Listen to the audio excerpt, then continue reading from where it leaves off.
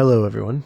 I feel like we just did this. Welcome to possibly the last ever episode of The Worst Year of Our Lives for one very specific reason. Yeah, so we have two unrelated pieces of news. One, this is just an anime podcast now. Correct. And two, we're losing our jobs. Two, we're in trouble. Yeah.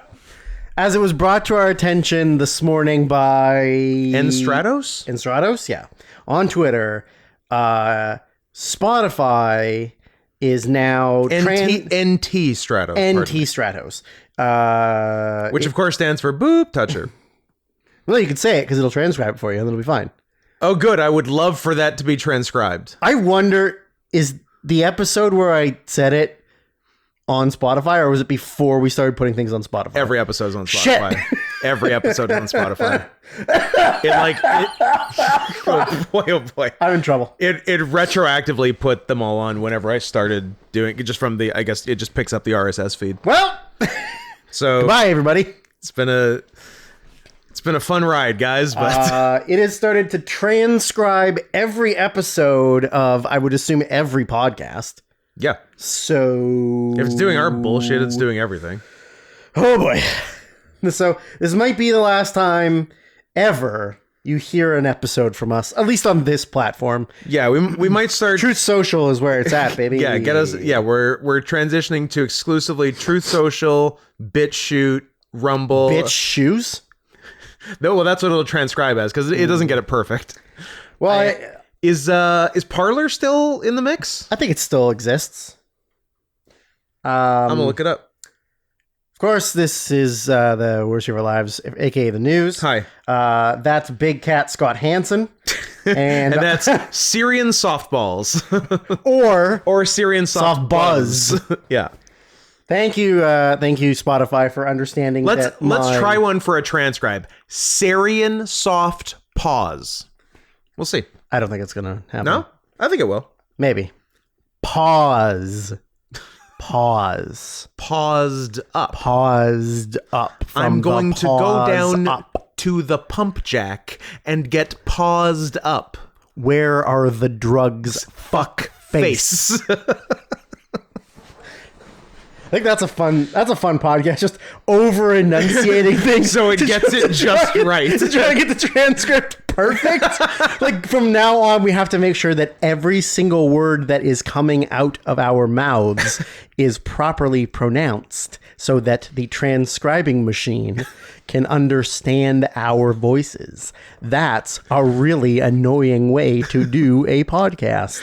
Also, I'm Drew, that's Scott. Hey, what's up? We're not talking about money first, but because we did last time, and I don't want to be pushy. Bullshit. But Scott not wanting to be pushy. It's all you've been doing your whole life is pushing. Pushing. You know what? You push. You're a pusher. You know what I'm gonna do? I'm gonna push him. Push him. What are three other things about you? So, yeah, but if you want to send something to paypal.me/notscotthenson or paypal.me/SarianSoftPause. And if it's for both of us, just let us know that it's for both of us. And you can do that. No one's going to be mad. You can go to the youtube.com/@notscotthenson. And certainly subscribe, but also ideally click the join button and become a member and get early episodes at the $10 and up level. Or if Scott accidentally uploads them for everyone. Sometimes I do them for everyone, but I wouldn't sign up below 10 just to be safe. I mean, that's just a nice little sample. Yeah. That's like hey, if you do the 10, you're going to get this all the time. Yeah. I believe one time I did it on purpose and 3 times I did it not on purpose. Yeah, that's fine. So batting 250 or 750, depending on how you... I go 750. 750 of mistakes. Yeah, 750 of mistakes. That sounds better than 250 of success. Correct. So yeah, you can... you learn from your mistakes, Scott.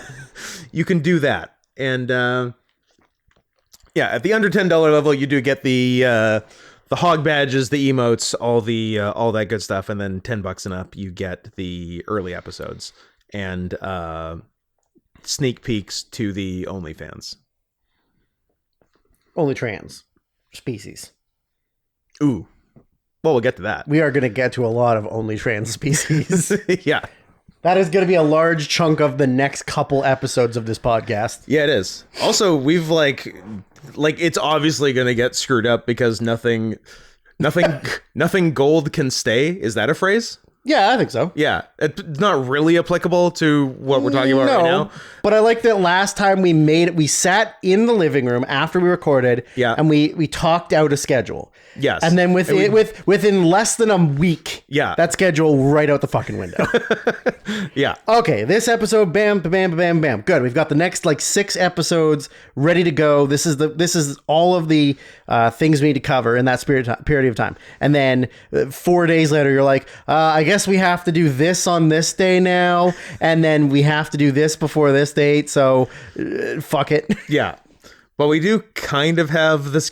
We got it. So if you want to refer back to this in 3 weeks and see how much we didn't do it, then good for you. But in theory, the way things are going to go is there's today's episode, which I have now in 5 minutes retroactively decided to title "This is just an anime podcast" now.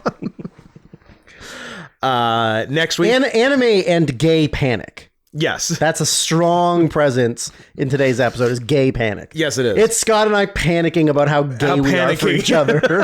Oh my God. Oh, I'm so gay for Scott. What if we touch penises? What if? Well, I've got the windsock for it, so. Built for docking. The 80s fantasy metal band. Dawkins. That's who my penis is built for. Don't be afraid to do some gay Dawkins. Yeah. As if they aren't already gay. Next week, hey, how did everyone like the Oscars yesterday that we saw? And we can't believe how we did on our predictions in a good or bad way, but we can't believe it. So next week, we're going to go ahead and fix the Oscars, as we have done for technically every year that the Oscars have existed. We just kind of did 1927 to 1989 quickly. Very quickly. Yeah. With most years not being mentioned. Most years were perfect. With the majority of the years being 100 out of 100. Yeah. I mean, back when America was great, they got the Oscars right. Correct. Now that it's not great again, that's why we need to fix the Oscars. And if we fix them hard enough, that is what will make America great again. Too many Chinese. I did I guess it was just last year, right? Because we had been on quite I would call it a downward trend with best directors, and for no particular reason. Okay, yeah, I hear you. But they finally figured out a way to get back on track with best director and get it to a white man, which was pair him up with a Chinese guy. That is true. And now I'm going to say yesterday they've just gone back to full white man. Yep. So, but in case they didn't, we plan to fix that next week. Correct. So enjoy that. The following week, the following week is the biggest episode of the year. So I hope you've marked it down on your calendars. Better have your schedule cleared. March 20th. It's going to be a 3.5 hour podcast. It's going to be a long pod. It's going to be a long pod. We got a lot to do. We're going to put a pot of coffee on, boys. Nobody sleeps until we find the most fuckable mascot. It's March Madness, the March 25th episode, or maybe 24th or even 23rd if you're a $10 nut member. Or if Scott's bad at his job. March Madness, March 25th, we take the entire NCAA 64-team March Madness college basketball bracket, throw the basketball players out the window, send them back where they came from, Eastern Europe. Yeah, all of them. Not just like two tall ones and the rest are from somewhere else. A couple of Lithuanians and yeah. Anyway, we send them back wherever they came from, and we just take the mascots of each team, put them in the same damn brackets, one-on-one. You got to win, I'm going to say, 4, 16, 8, 4, 2. You got to win 6 straight one-on-one matchups through the brackets to become the most fuckable mascot in college basketball. Will that mascot be a human? No, because they will all be disqualified in the first round. We'll go over the rules. Will that mascot be some sort of inanimate object, some sort of Syracuse orange man? No, they will all be disqualified in the first round. How about an Arizona Sun Devil? There will be no Arizona Sun Devils. We will find the most fuckable animal, and that is a promise to you, the consumer. I think March Madness, March 25th. Mark it down. Clear your day. All right? This is important. Keep it wide open. Keep everything wide open. Just like all of those hot mascots. Those hot mascots. A lot of SPHs will be forcibly made. New SPHs. This dick's for Taryn. The following week, we will preview WrestleMania. Maybe. It will be less exciting than March Madness. We will have a dog guest. We'll probably have we'll have a dog guest either for the Mania preview or review or both. Or both. Yeah.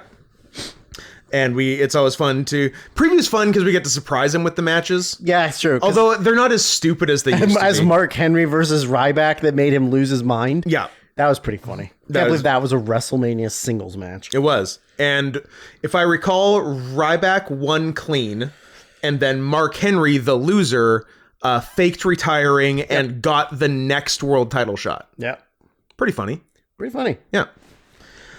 The following week, we will catch up on some requests. Will those requests be anime? Some of them, yes. Who's to say? If you would like to make more requests, you can do that. If you're one of those people who doesn't just want to send money with no strings attached, if you're one of those more needy type people. God, it's so needy. You can send $150 per under 2 hour movie or per 2 hours of runtime of, let's be honest, an anime. And we can do it that way to paypal.me/NotScottHenson. So as of right now, I guess next week we'll get the other half of today's anime in. I think we can fit that, and then I almost just kept watching and was just gonna be like, if it wasn't, if I didn't have to watch the other movie and it wasn't already 2 a.m., then I would have kept watching. You could have done it. I mean, I could have. Today's show would have been worse though. Probably. So the stuff to catch up on besides what we do today in the second half, what we do today is the first 2 hours of Beastars. What's that? A furry anime? I never. Who would have guessed? Who'd have thunk it? Scott, you need to emergency apologize to one world's strongest man, Mark Henry. He won that match. Did he? Oh, did he fall on top of Ryback? Couldn't tell you, but he won. But he won by pinfall in 8 minutes. I would have bet money, or maybe I just have it backwards. There was that Mark Henry retiring thing later or earlier, and Ryback got the next shot. You need to find the next pay-per-view. I'm okay, thanks. You need to find it. This is just important. Everyone listening wants to know. Definitely not just me. Extreme Rules 2013. Yeah. I think the guy who lost got a title shot really quickly. You're goddamn right. I was goddamn right. Thank you very much. He sure as shit did. Yeah. Booking. Vince McMahon. And Mark Henry lost in a strap match to Sheamus on the show. Great. So great use of the momentum of both. Yeah. Vince McMahon, bad for longer than you think. Vince McMahon will be coming up as soon as you're done whatever you're talking about, because I got things to tell you. What else do I got? So we're catching up on the April 1st episode is the WrestleMania preview. But hey, if you're not a wrestling fan, we're still gonna do a bunch of this fucking gaga before we get to it. And I have heard that people who don't even give a shit about wrestling like it when we talk about wrestling, because we make everything palatable. So there's that. The following week we catch up on requests. So far, the first 2 hours of Beastars, and using a random number generator to watch any 3 of the 24 episodes of Los Simuladores, aka The Pretenders, a series by the guy who did Wild Tales. An Argentinian man, recommended by an Argentinian man, Sonex. More like doxed.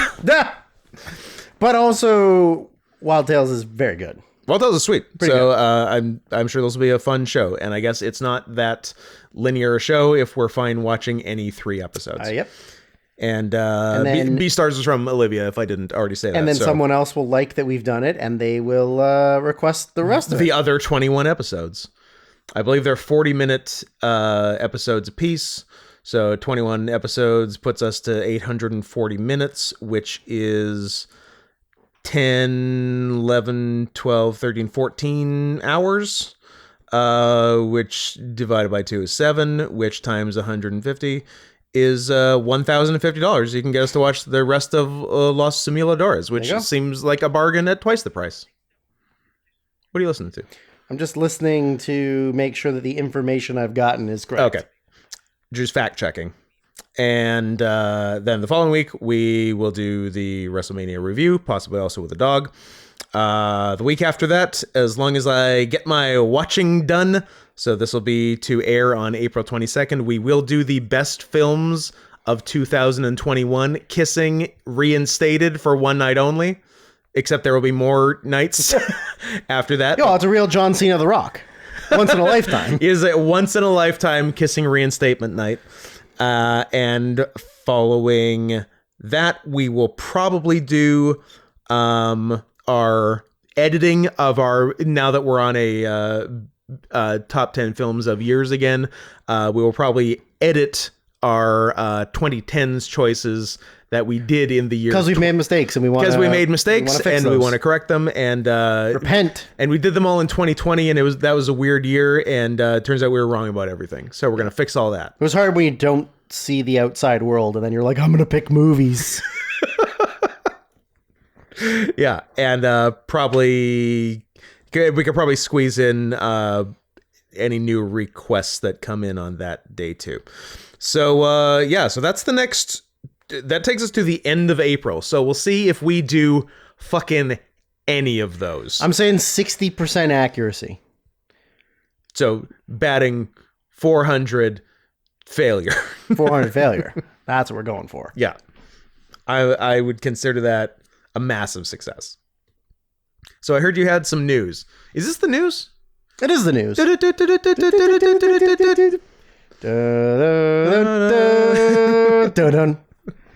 Well, as we said for several episodes in a row. In sports news, Vince McMahon's raping again.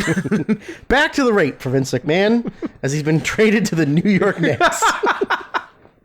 No, so like when the Vince McMahon stuff came out, we said like, oh, there's going to be Vince news like all the time. Most of the weeks. Been a couple weeks where nothing really major has happened. No, it's been quietish. One very minor thing that has happened in recently is that... Was this your emergency fact check? This is my emergency fact check. Mm-hmm. Was that WWE... What's Reuters saying about it? No, I'm more of a Breitbart kind of guy. I mean, they get the news first. They get the news first. And they get it best. And accurately. And non-biased. So WWE 2K24 has come out for early release. Yeah. I think. Did they remove Brock? They removed Brock. Yep. And they have like the Road to WrestleMania challenges in the game. Okay. So you're like doing real life storylines of WrestleMania stuff, which they've done in the past with like Undertaker or John Cena or whatever. I think this one's a little bit more broad. It's like just specific like moments of a mania. Seen a Rock once in a lifetime? Seen a Rock once in a lifetime. So I guess... The reason we're joking is they did it twice in back-to-back years, no less. And that was the plan the whole time.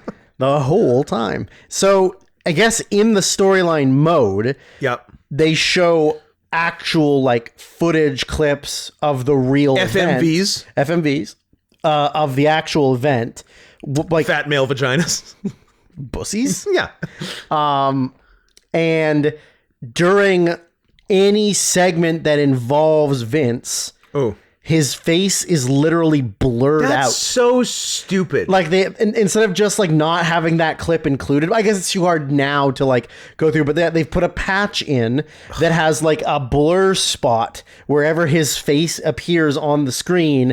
It's still him talking. You still know it's him, but you just don't get to see his face. You have two options with how you want to handle that.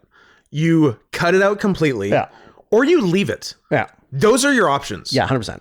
The blur is nonsense. It's really challenging because I'm sure there's lots of people that are aging liberal hippie douches, and then cool My guys. ears are burning. And then cool guys like us. Oh yeah, I'm not the first thing you said. It's the same thing with you left Benoit in on everything on the network and Peacock and stuff. You just remove his name and From the timestamps. and the timestamp of his matches, Yeah. but you leave him in.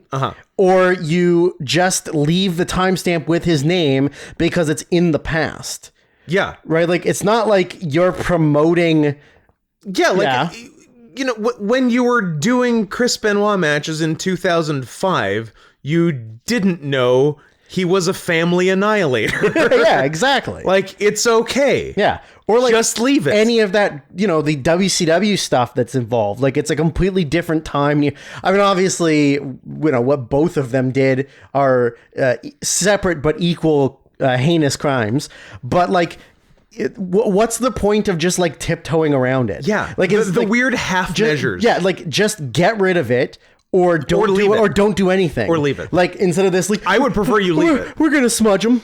We're just gonna smudge it out. Yeah. Maybe we'll like change the pitch and tone of his voice. You'll still hear him. Like, if you were one of the many people raped by him, You're fired. You'll definitely still get triggered by it. Yeah, exactly. But if you're the one who got shit on their head, Yeah. and then was ordered to still suck and fuck, Yeah. Then it's the same trauma. It's very silly that they're like, well, we have to act fast, but what can we really do? Not much, turns out. Hold back the game and remove this entire thing. That's so much work for a bad game that no one likes. I don't know, just like make it so you can't really see him. Yeah. Yeah.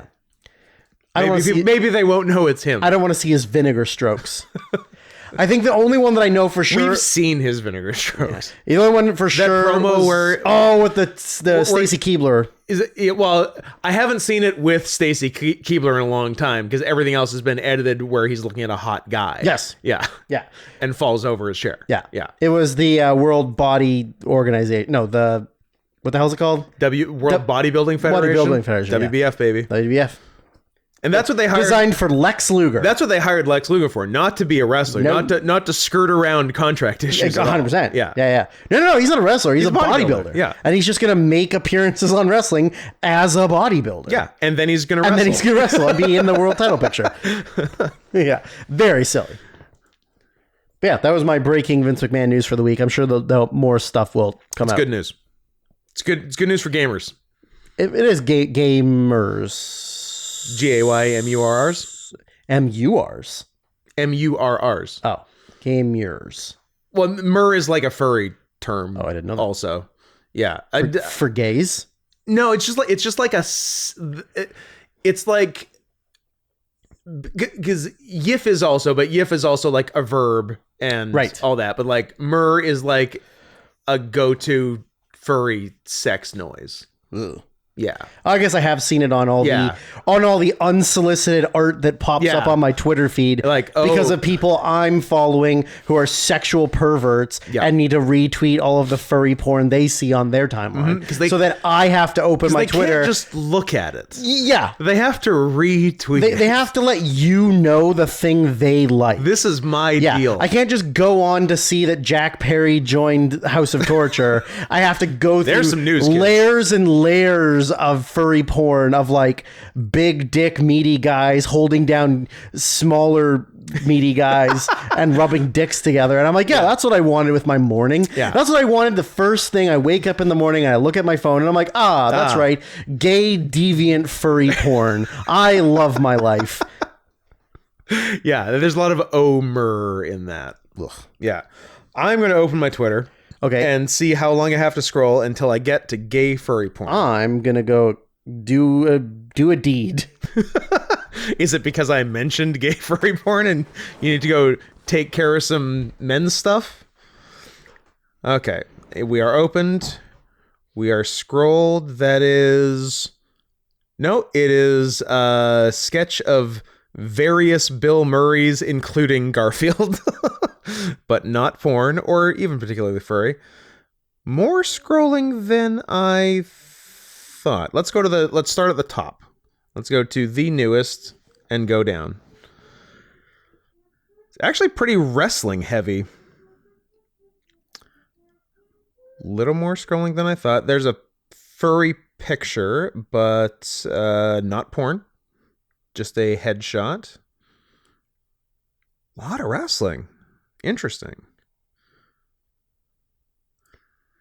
A helicopter airlifting a cow to the vet in Switzerland. Regular furry art, not porn. A bunch of people are sad that Rooster Teeth is dead. I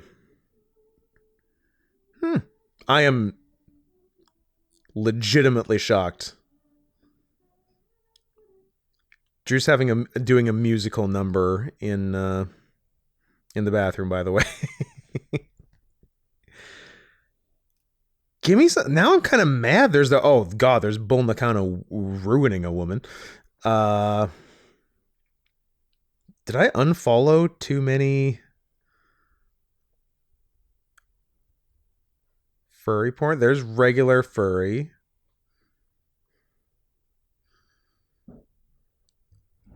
Drew, I'm shocked. Shocked that I've got like several regular furry things, but like have not gotten furry porn yet. Did you hear my trombone sounds? I credited your musical number. I was tromboning over the sound of me exploding out my backside. Were you doing Where the Saints Come Marching In? Eventually, yes. Okay, well, I'll play the same game. I'm shocked. It's a bunch of wrestling. I guess because it's Wednesday and there's a. You know what that means? You know what that means. I got a cute raccoon. Yeah, I've got some furry, but not porn. Oh, mine was just a regular raccoon. Oh, a regular raccoon, not even an adorable little guy with his little hands grabbing stuff. Yeah, I've actually. I think my Twitter has decided. Now, are you on the For You or the Following? I'm on For You. Oh. I think I should go to Following. You should go to Following. Yeah. So yeah, I guess Twitter has figured out that I don't need that much gay furry porn in my life. Let us go to Following and see how quickly we get there. Furry art, not porn. Furry art, not porn. Furry porn. The third post. Okay, I'm a lot deeper than you. It is a buff anthro tiger in a bathroom stall beating off, and so it's a selfie. Well, no, no, it's not a selfie. And then in the foreground, there is another penis coming through, presumably a glory hole. I like that. Here's what we're dealing with. All right. You got me. You cut me deep. So that was the third post. I'm actually pretty far. I'm still kind of scrolling here, and maybe it's only first thing in the morning that I get it. It might be morning because morning gay furry porn where I got morning wood. Well, yeah, they know you wake up hard and you're gonna have to take care of that. Yep. What better way to take care of that is than with this tiger gay furry porn that I don't want. This tiger beating off in the bathroom while looking at this new visitor to his stall. Fourth post, furry art, not porn. Fifth post, Robert Pattinson. Sixth post. Now, it's gay and it's furry. Okay. It is technically not porn because his genitals are just barely covered. Yeah, it's not porn. It's tasteful art. Is it I guess it's a I thought it was a bear, but I guess it's a hyena lifting weights, lifting a giant dumbbell while sitting on a bench, center of the picture being his package. But it is covered, so the only thing are male presenting nipples. But yeah, and he makes the tiger in the stall in the first picture look like a twink. This guy is jacked. Yep. Now, I don't know if this is better or worse, but this was the first thing I came across. Is this? Kinda, is this better or worse? than seeing like drawn gay furry porn. Because this is happening in real life. Or real life multicolored coyote rubbing and fluffing itself. Yeah, not with the caption, porn. The coyote in your house is getting a little too comfortable. Next one for me is Whoa!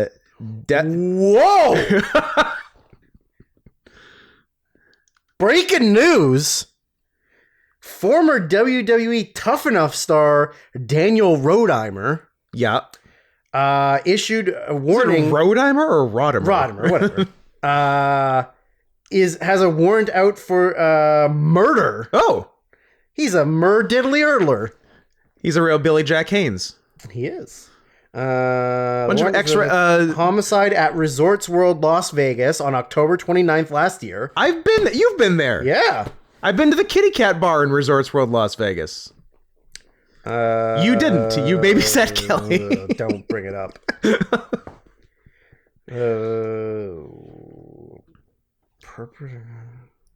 Interesting. I guess it was like an argument that led to quite an argument to a shoving or a falling or a hugging and a kissing, and the guy died. So, sorry about your damn butt. Yeah. Holy shit. Yeah, it's crazy. Well, good. I like when wrestlers that are nobodies are murderers, like the other Nemeth brother. Yeah, that's right. The third one, right? The third one. Yeah. Who wasn't around. I don't think wasn't in developmental. I think he was just a regular, I think just guy. Hot Young Briley was in developmental. A New Japan superstar, although not really. He's just hanging out. Yeah, I don't think he's actually going to do anything. I think he's just hanging out with his bro. How about this one? That's one that popped up. Okay. Again, not all the way porn. Not but technically porn. Really wants to be porn. Yep. This one I would describe as porn.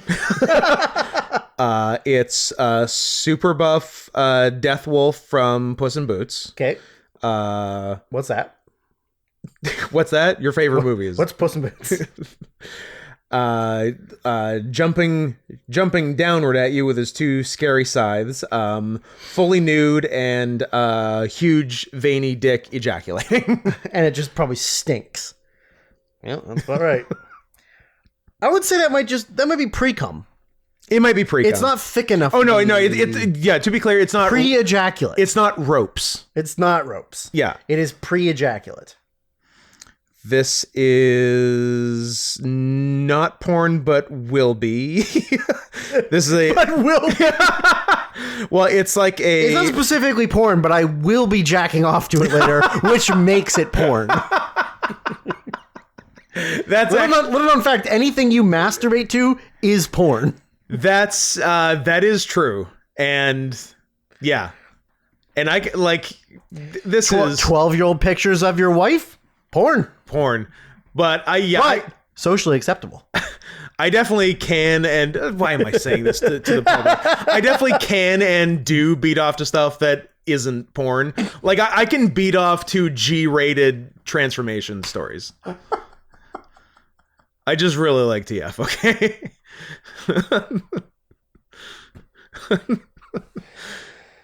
Oh, I'm glad I wasn't drinking. That would have got me. There's a little window into Scott, guys. You're welcome. This is specifically the one I mentioned that I saw this morning. Oh, Rhino and Ram. Yeah. Ram is sucking on Rhino's male nail, but Rhino's in like a porn construction worker outfit. Yep. And Rhino is beating off whilst getting his big male Rhino, his thick areola. Yeah, no, I was just trying to think of more adjectives for Rhino skin. Oh, but whatever. Well, they're probably. I didn't want to say calloused because that's not quite right. I was gonna say. I'm assuming they're all racist. No, just like rhinos have tough hides, and I was trying to describe his tough rhino nipples, but they should have sent a poet. If you had to name which type of human rhinos were. And like, I don't know if it would be racist. But you know where they live. It would for you. Well, you know where they live. Africa. Yeah. But I don't You don't think they should click their heels 3 times? I don't necessarily go with where the person. All right. I don't think where the animal. You the man. You better man than me. I don't necessarily go where what part of the world the animal is from has to be what part of the world the human that is that animal is from. Because you're Indian. Because I'm Russian. Oh, sorry. Idiot. What was that? Oh, the porn not porn is like a the picture's a work in progress because it's from like I don't think it's Photoshop. It's whatever people make art in. I don't really know because I'm not an artist nor a poet. But it's a work in progress like lion TF piece that nothing they're showing is porn, but clearly the full picture will be porn. You lost me at line. I know. But shout out to at CodaCat4. You do TF stuff. So hey, draw something G-rated, and I'll see if I can jerk off to it. Spoiler, I can. I'm the opposite. Mine's got to be like 4x, or else yours has to be depraved, or else I'm not getting hard. I know. I can definitely sex does not need to be involved. It obviously can. I'm not going to be mad at you, but it is not a prerequisite. You know what? When people, if you pay for my secrets, 'cause I got a lot of secrets, I'll specifically tell you which videos I'm talking about. I might even send you a link. Same for me. I will send you something G-rated that you mastered that I have made comes to more than once for a price that you think is fair. So that's the Twitter check-in of the week. I have Starlight Tours written down. Do you want to talk about those? Yeah. I mean, it's very funny because it took us a while to remember what it was. Because it's gonna be hard to talk about this though, getting ourselves in trouble. But especially when it's transcribed. That's true. It is a very specific thing that was done to a very specific group of people by another very specific group of people that is hate-filled. Late 1800s through present. A long-standing tradition. I wonder when the last time somebody went on one was. Last night? I mean, within the last week. 2024. 2024. Okay, yes. Gotcha. It's happened in 2024. But we were trying to remember what the name of the thing was. Because it was a really good euphemism. And that doesn't tell you what it is. Does not tell you what it is. And then we eventually looked it up and we were like, it's exactly what we wanted. It's so good. The title is perfect. So do we just tell them that and tell them to do their own research, or do we tell them what it is? I don't know. I think we tell them what it is. I feel like talking about it's going to get us in trouble. I think we should disclaim this by saying it's science. We don't. It's science. It's the natural order of things. It's the. I'm carbon. They're carbon. Wow, we will say on the record that we do not agree with this practice. And then we will tell you... It's not harsh enough. Then... And then if you perhaps you send anything to paypal.me/notscotthenson or Sarian Softpaws, we would maybe tell you... Sarian Soft Paws. We would maybe tell you something different. But on the record, this is bad. Is bad. Okay? Is not good. Let's be clear. We're reporting news and we're saying that news is bad. This is the bad news. Bad news bears. Yeah. Because bears are bad. Bears are bad. Bears are bad. But child abuse is kind of funny. So that's a good movie. That is true. It took place outside Saskatoon, Saskatchewan. Which, for everyone who doesn't know, is a province in the middle of Canada. That's garbage. Yeah. It's like what's it like? Nebraska. It's right above what? Like Montana. It's above Montana and Minnesota. So it's that. Go as far north as you can in Montana and picture that area. Then just go a little more north and it's like that. Yeah. Sucks. It took place in the 1990s and early 2000s. And early 2024. It was linked to the actions of members of the Saskatoon Police Service. Blue Lives Matter. I've heard that. I've heard that Blue Lives Matter. What about the blue lives? Well, we're not saying not the blue lives. We're just saying stop killing the black lives. Actually, all lives matter. Yeah. I know all lives And that's matter. included We're in just the... saying these are some people whose lives matter. Stop indiscriminately murdering them. All lives aren't being murdered right now. Yeah. These black lives are being There murdered. are certain lives who are being murdered at a higher rate than the other lives, and we just wanted to draw a little attention to that, you monster. So the A rare earnest left-wing take from the boys. I know, right? So We don't like to go that way too hard. We'll alienate Iggy 1. The members of the Saskatoon Police Service would arrest Indigenous people, who were usually male, for alleged drunkenness and or disorderly behavior without cause. The officers would then What if they were being drunk? drive them to the outskirts of the city at night in winter and abandon them, leaving them stranded in sub-zero temperatures. The practice is known as taking Indigenous people for starlight tours, and dates back to, at the earliest, 1976. As of 2021, despite convictions for related offenses, no police officers have been convicted specifically for having caused freezing deaths. Wow. None.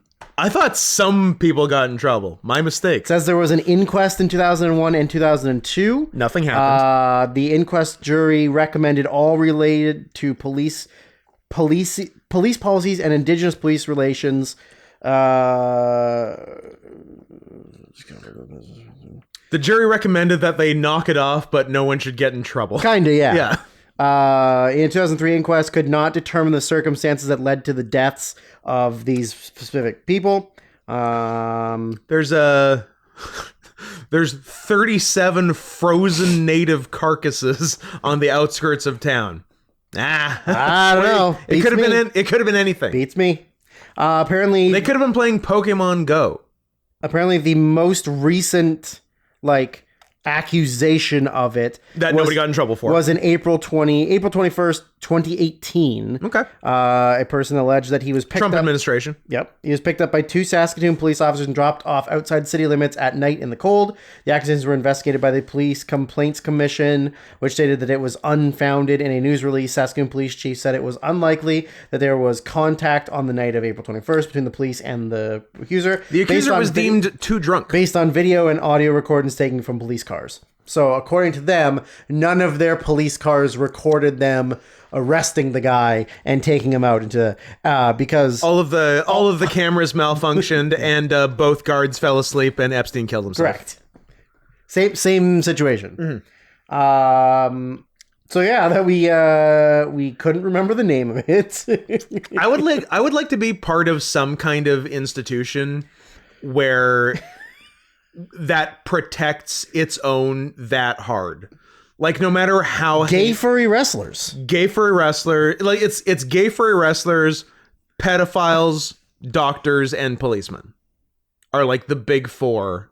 I mean, yeah, that's true. And we're at least, do you know how we're hard at least it is? 2, if not 4 of those things.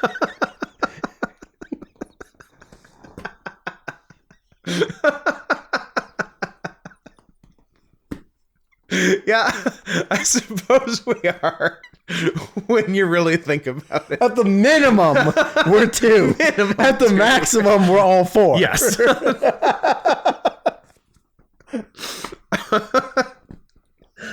Ow. I've fully lost my train of thought. Doesn't matter. But yeah, like no matter how heinous what you do, like everyone else in your profession or institution or whatever will do everything to make sure you don't get in trouble. Yeah.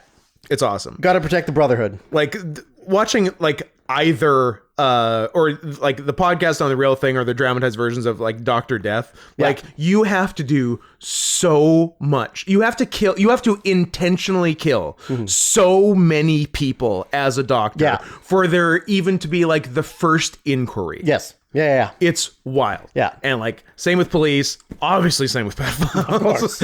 and gay furry wrestlers. I love the pedophile network that are all protecting each other, literally, as if they're not all like the U.S. government, and everyone who's ever been in charge of the country. Yeah, except for Trump, he would never do that. He would just defraud people for millions of dollars and sell shoes that cost thousands of dollars to buy and NFTs. Everyone's a secret pedophile except the guy with all these pictures with Jeffrey Epstein. I saw a thing. I don't know how true it is, but Ghislaine Maxwell is like very ready to come forward and state all of the facts she knows about. So she's going to die soon. About Trump and Trump being associated with him. And well, no, because Trump's people weren't the ones that killed Epstein. No, I agree they weren't. Right. And so in theory, as the, the Clinton crap. CCF. The CCF would want her to come forward and say... If she's going at Trump, then yes. Yeah. But I did see something... Can you be sure that's all she'll go I don't know. Yeah. And also, like, why haven't they made her release, like, her... The emails? We're not talking about Hillary? No, sorry. No, we're not talking about Hillary. But, like, doesn't she... She has all the information. She gave you all the clues, Mr. She gave you all the clues, Mr. Policeman. Harry Hole. But, like, I don't understand, like, how can you not make her... Like, it's got to be somewhere. A computer, a phone, a book, a ledger, and they're like, nah. We don't want to indict like the people we like. We only want the because people it's one of the institutions that protects themselves at all costs. Pedophiles. And gay furry wrestlers. And the other two things we might be. What else is going on? That was a good laugh. It was a good little chuckle. That was fun. It's a fun little haha. Hee. Well, a very, very minor thing off the pod. Is it minor league hockey corner? It is not. Okay. But I could. But I'm not going to. I wish that you wouldn't. Some people like it. Like 2 people. It's not true. 2 people like it. They're just being nice. No, they don't even like it. No, they love it. No. It's like their favorite thing. They want me to do my own podcast without you. That's just about minor league hockey. Fair enough. So I recently over the weekend was the professional wrestler Sting's retirement match. Steve Borden, as you were. Good Christian man. Blade Runner Nitro. Blade Runner Slash. Like, I can only picture stupid, like Dirk and Dingus. Well, that's because he was Dingo Warrior, right? Yeah. I'll tell you. Blade Runner... Yeah, like a Slash could be one of them. Meat. Chunk. Blade Runner Flash. I had it right the first time. Flash. And who is his partner? Oh, I don't know. I just clicked at him. Well, we need to know both. Flash and... Blade Runner Rock. Flash and Rock. I forgot that the Ultimate Warrior was the original Rock. And by the original Rock, I mean not Don Morocco. 5, 6, 7, 8, 9. They only had 9 matches together as a team in 1986, and that's it. Interesting. Oh, I lied. One of them is a singles match of Blade Runner Flash versus Brett Wayne Sawyer. So he had his retirement match, and I decided that I should watch. I didn't realize he was born in Omaha, Nebraska. Cornhusker. They lied. He's not from. He's not a surfer from California. Damn it. Anyways, so I decided to watch the pay-per-view just out of the fact that, it's Sting's retirement match is a big deal, and also it would look like a good pay-per-view.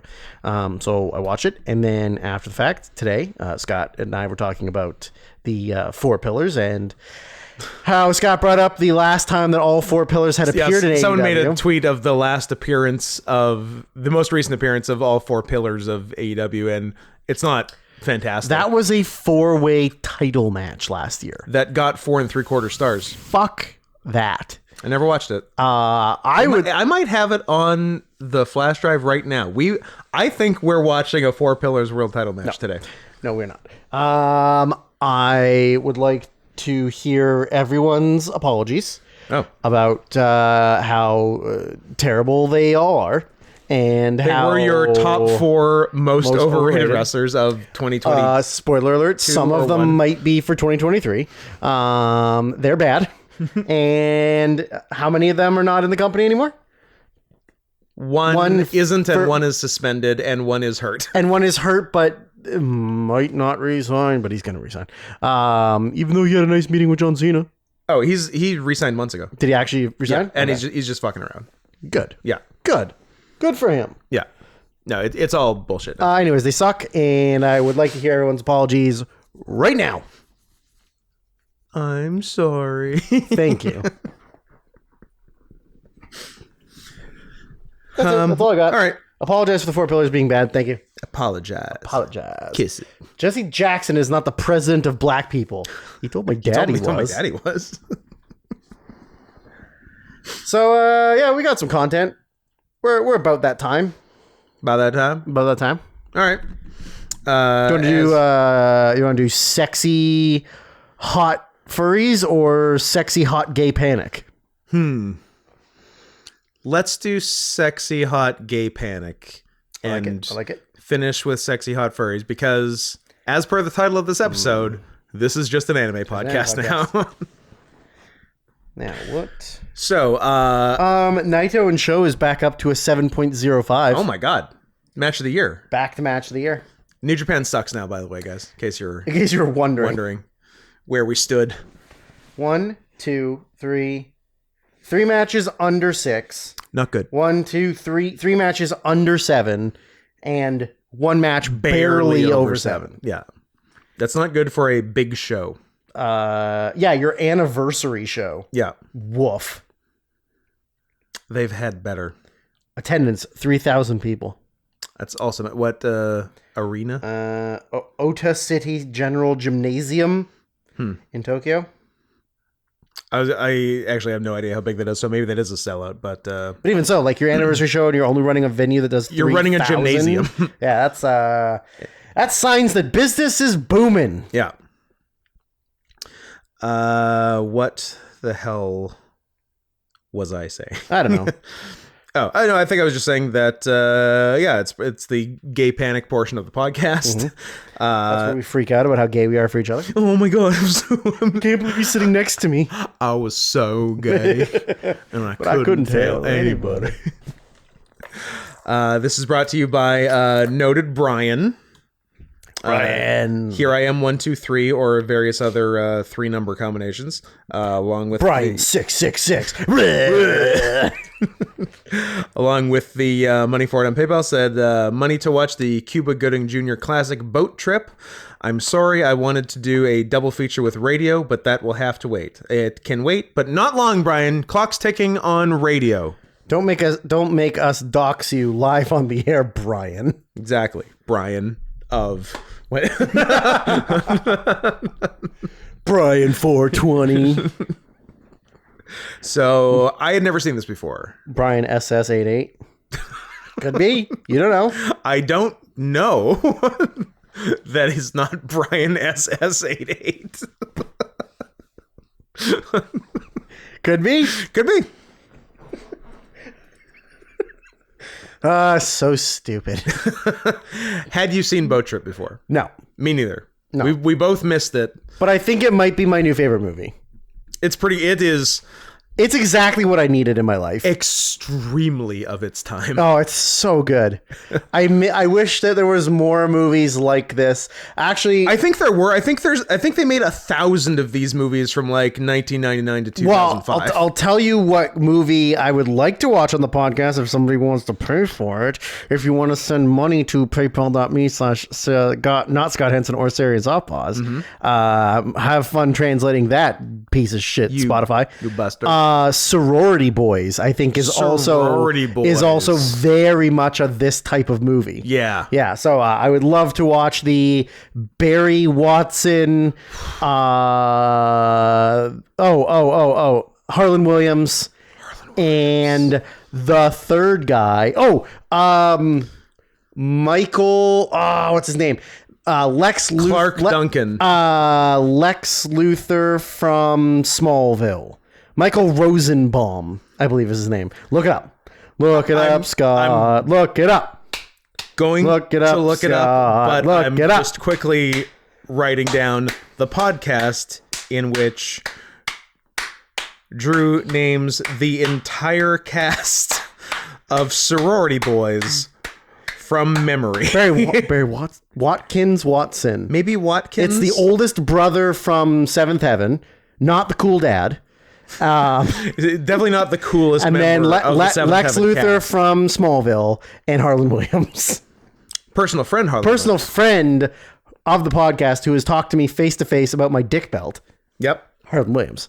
You were the champion at the time. I was a champion at the time. That's why I brought it. Yeah, makes sense. What, do you have to beat off all those dicks to get that belt? Yes. Yes, sir, I did. Barry Watson. Barry Watson. Harlan Williams. Michael Rosenbaum. Drew names Thank the you. entire cast of 2002's I told you. sorority boys from memory. Do you think around the corner I have a DVD copy of Sorority Boys? Be mad if you didn't. I mean, I can go get it. We can look at it. I don't think we need to look at We it. can lust over the cover of Sorority Boys. No, then we'll just panic about how gay we are. Nice. I'm so happy I pulled that. That's amazing. I think I've seen that movie one time. It's more times than me. Well, maybe somebody will pay us money to watch the movie. For some reason, the movie that comes to mind for me, not for like gay or trans panic movies, but just like that kind of type of comedy from the late Clinton and early Bush administrations is Say It Isn't So. Probably it was kind of one of the last ones of those. It's like Chris Klein and maybe Anna Faris. I don't think I've seen it. I saw it in the theater. Don't know why. I do remember, I believe Chris Klein gets his full arm stuck all the way up a cow for like... Oh, we've talked about that before. 2/3 of the movie.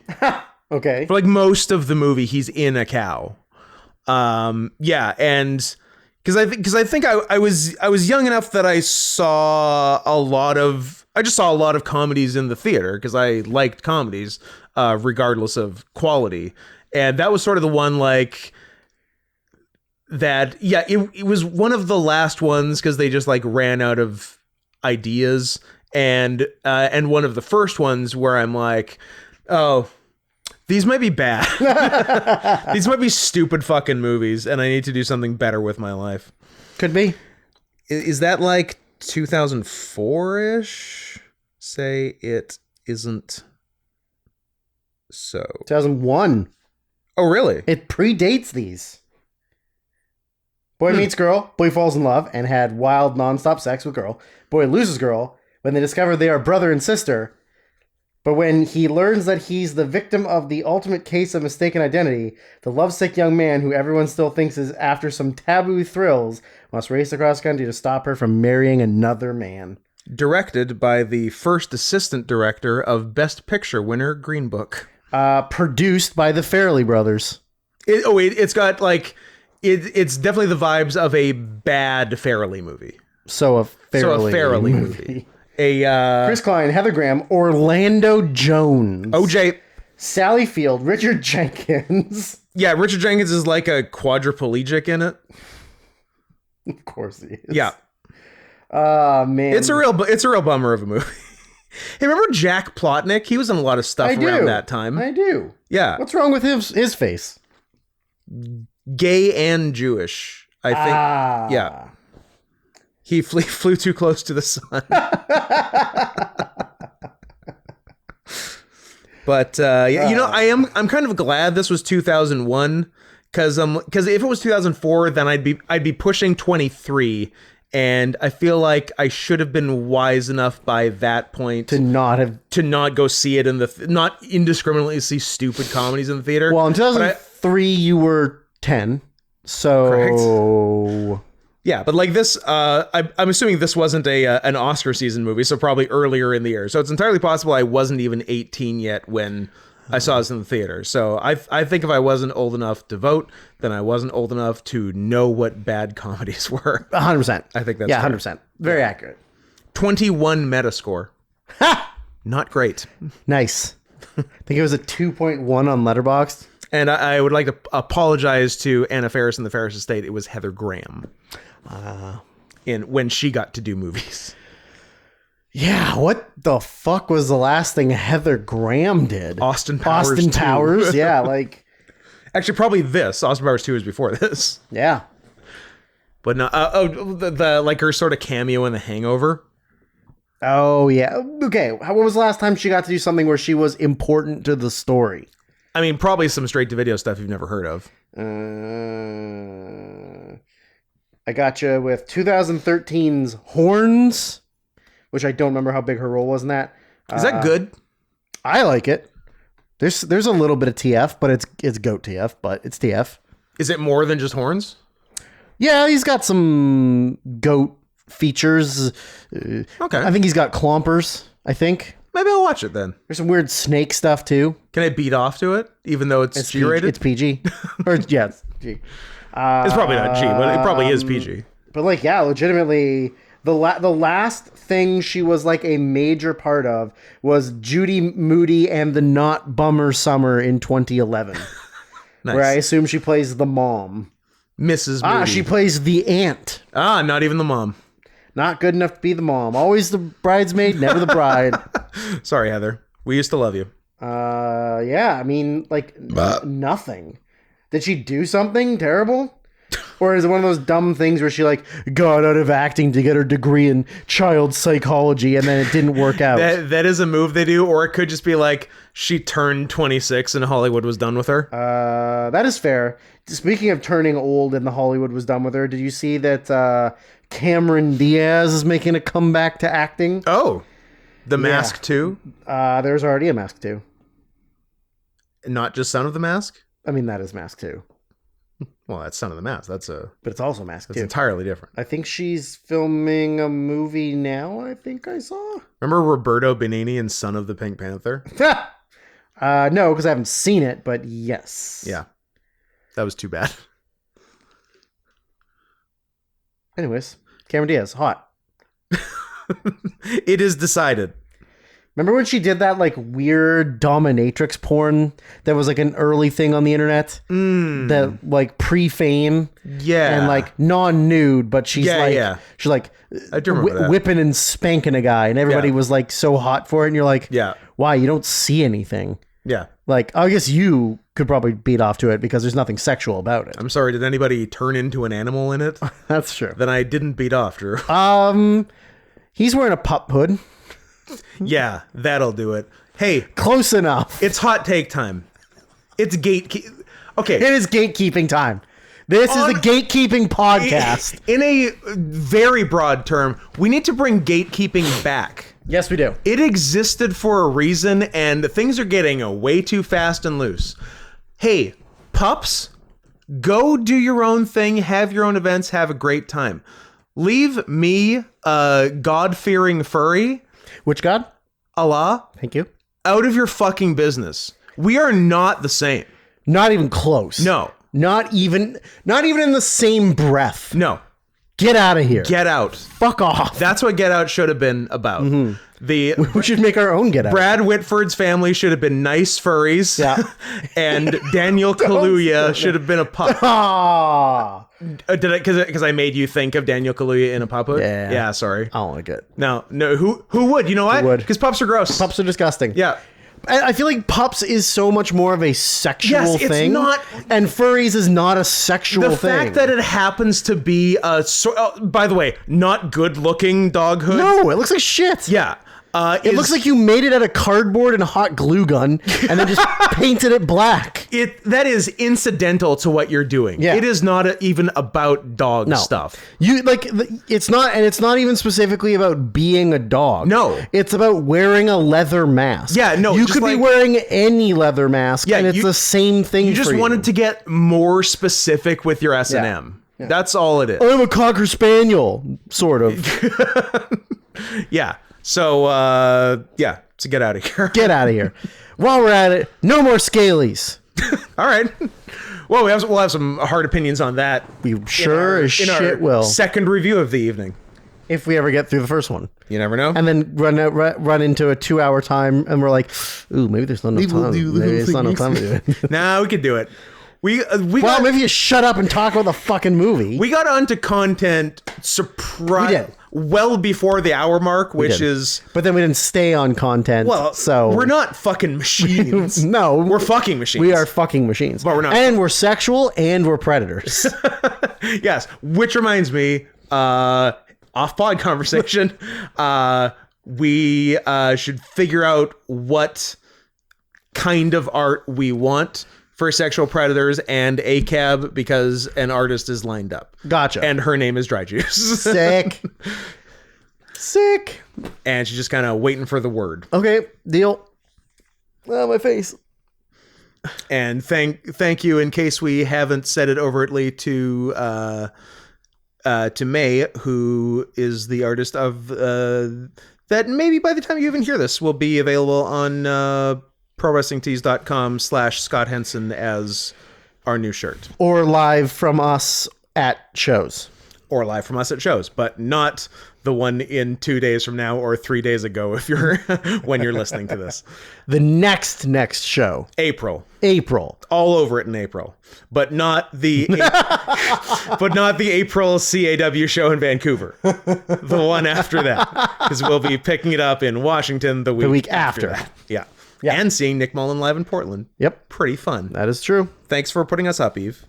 Unless you've rescinded your invitation, in which case we will sleep on the streets of Portland. I guess I really need to remember to take allergy pills with me, because she's got 50 cats. She does have 50 cats. And they're probably the ones I'm allergic to, unlike yours. They're all hypoallergenic. 50 hypoallergenic cats. You'll be fine. I don't believe you. Maybe take some pills. Yeah, I was going to say, maybe I'll take some pills with me. I don't want to die. It'll be a lot of crying and a lot of throat scratching. Yeah. Literally stuffing my hand down my throat and scratching. Yeah. Anyways. Damn it. I thought of one other off-pod point of business too, but now I've forgotten it because we got tangentialized. Is it us stealing another Aussie Open tag finish? I mean, that's always on the table. It was the art, and then we talked about the shirt. No, it's gone. Can't have been that important. Anyway. New gear from Jordan. I mean, we're getting new gear from Jordan. Although we could get new gear to go over the new gear we got from Jordan. Ordering more shirts. I mean, getting new theme music. Oh, I don't know. I'm throwing out things that would be something to do with CAW. No, it's gone. Okay. Something to do with the UBC show. No. I don't know. That doesn't matter. You're coming out of the closet as straight. No. Oh, okay. No. Decidedly no. That is a strong no. Now, speaking of being straight, boat trip. I mean, it turns out they are straight, but... is this the highest Horatio Sands has ever been billed? Yes. Easily. What would even be second place? I can't think of a single other Horatio Sands movie. Neither can I. Nope. I'm sure I've seen him in things, but like... What other position would he be placed in where he's a main character in a movie? Here's what I think. I remember back when I listened to more podcasts than just Wrestling Observer, the erstwhile Come Town, now Adam Friedland Show, and this, and our own podcast over and over and over, because I love hearing the sound of my voice. 2013-ish, when I was a regular Comedy Bang Bang listener, I recall Casey Wilson of short stint on SNL fame. Yep. Advertising her new movie that nobody saw called The Brass Teapot. And I think Horatio Sands might be in that, but also I think it might be Bobby Moynihan, the fat guy who replaced Horatio Sands on SNL. Well, according to Letterboxd, it is not Horatio Sands. But he is, however, he's the wedding singer who only does 80s Billy Joel in Step Brothers. Nice. He's in The Other Guys. He's in The Dictator. It is, in fact, Bobby Moynihan in The Brass Teapot. There you He's in stuff, but none of them are in, like, he's not the second build person in a movie. Yeah. Oh, he was also in 2001's Tom Cats, Jerry O'Connell. starring my boy Jerry O'Connell. Yep. Oh, and Shannon Elizabeth and her luscious breasts, and cool guy Jake Busey. They were luscious. They were luscious. They probably still are. Shout out to Shannon Elizabeth. Shout out to Shannon Elizabeth. I pleasured myself to that clip more than I'd like to admit. Except for I'm admitting it, and it was probably a lot. Did I? But only the part of Jason Biggs coming in his pants. Yeah. Not actually Shannon Elizabeth's tits. No. She's also in Jack Frost, but not that Jack Frost, the other Jack Frost. Michael Keaton No, or horror? non-Michael Keaton. And the way that she dies is very hilarious, but she's naked showering. Yeah. Jack Frost. As people often do. But they don't show anything. No nude. Okay. Jack Frost turns into water, goes into the bathtub, then re-solidifies as a snowman, Pretty good. trapping her inside of him, and she like suffocates to death. That's fun. But you never see her tits. But then don't worry, you see her tits like in American Pie. So you just got to go to that and jerk off. The sequel to Jack Frost. Movies I've jerked off to more than I like to admit. Okay. American Pie. Devil's Advocate. Oh, Because there's a Charlize Theron where she like gets taken from behind, and it's quite hot. tasteful. Yep. Tasteful. And then just a bunch of I'm the devil, Keanu. and then a bunch of transport. I'm never sure if you're joking about that. Who's to say? Who's to say? If I send you something to paypal.me/StarSoftBombs, will you tell me? You want to hear the secrets? You'll find out. I've never been sure about you in the transport. Well, only one way to find out. I feel like I'm going to sneeze, and I don't know if that's an admittance of guilt or Interesting. It's like your body is rejecting. reacting. Anyways, 2002. Horatio got kind of Me Too'd, right? Like I feel like every male associated with UCB besides Matt Walsh, not that one, the other one, Not the cool one. sort of got Me Too'd. Chilean American. Look at him. That's what he is. In August 2021, a lawsuit was filed against Sands, accusing him of sexual assault. The plaintiff remained anonymous, claimed that Sands groped her and made sexual comments to her when she was under the age of 18. Ooh. The lawsuit also stated that both Saturday Night Live and NBC permitted and enabled him to groom and harm her, and accused Sands of a direct assault that allegedly happened in front of other staff members in May 2002. Sands responded through his attorney, calling the allegations categorically false. I didn't do it. Categorically false, not false. Just the categories in which you are putting me under are false. Incorrect. But I raped that kid. NBC Universal Raped that kid in front of my friends. That's the kind of stuff that, one, looks bad on a transcript, two, gets us demonetized. Just shut up. NBC Universal filed a motion to dismiss the lawsuit in April 2022, stating employers Innocent. owe no general duty to protect third persons from the possibility of sexual abuse by their employees. Oh, good. In August 2022, the accuser requested that Jimmy Fallon, Tracy Morgan, and Lorne Michaels be added to the lawsuit as defendants, alleging they enabled Sands' behavior. On November 23rd, 2022, Horatio Sands settled with the accuser and the lawsuit was dismissed. For a lot of money.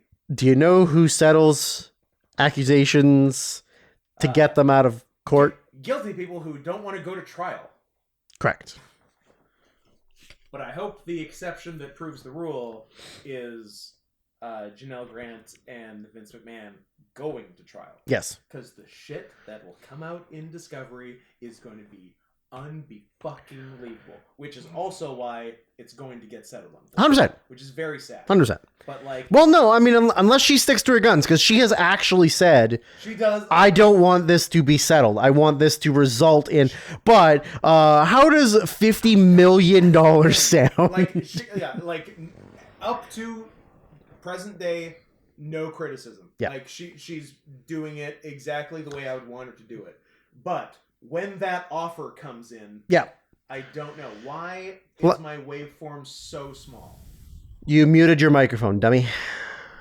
How long ago did I mute my Just microphone? that space. I feel like it might have been... No, I think it was just that space. I'm going to go ahead and pause this. I've been staring at your color changes. Sorry about that. Yeah, I did mute myself for a little bit, but not for as long as I thought, so sorry for the last minute.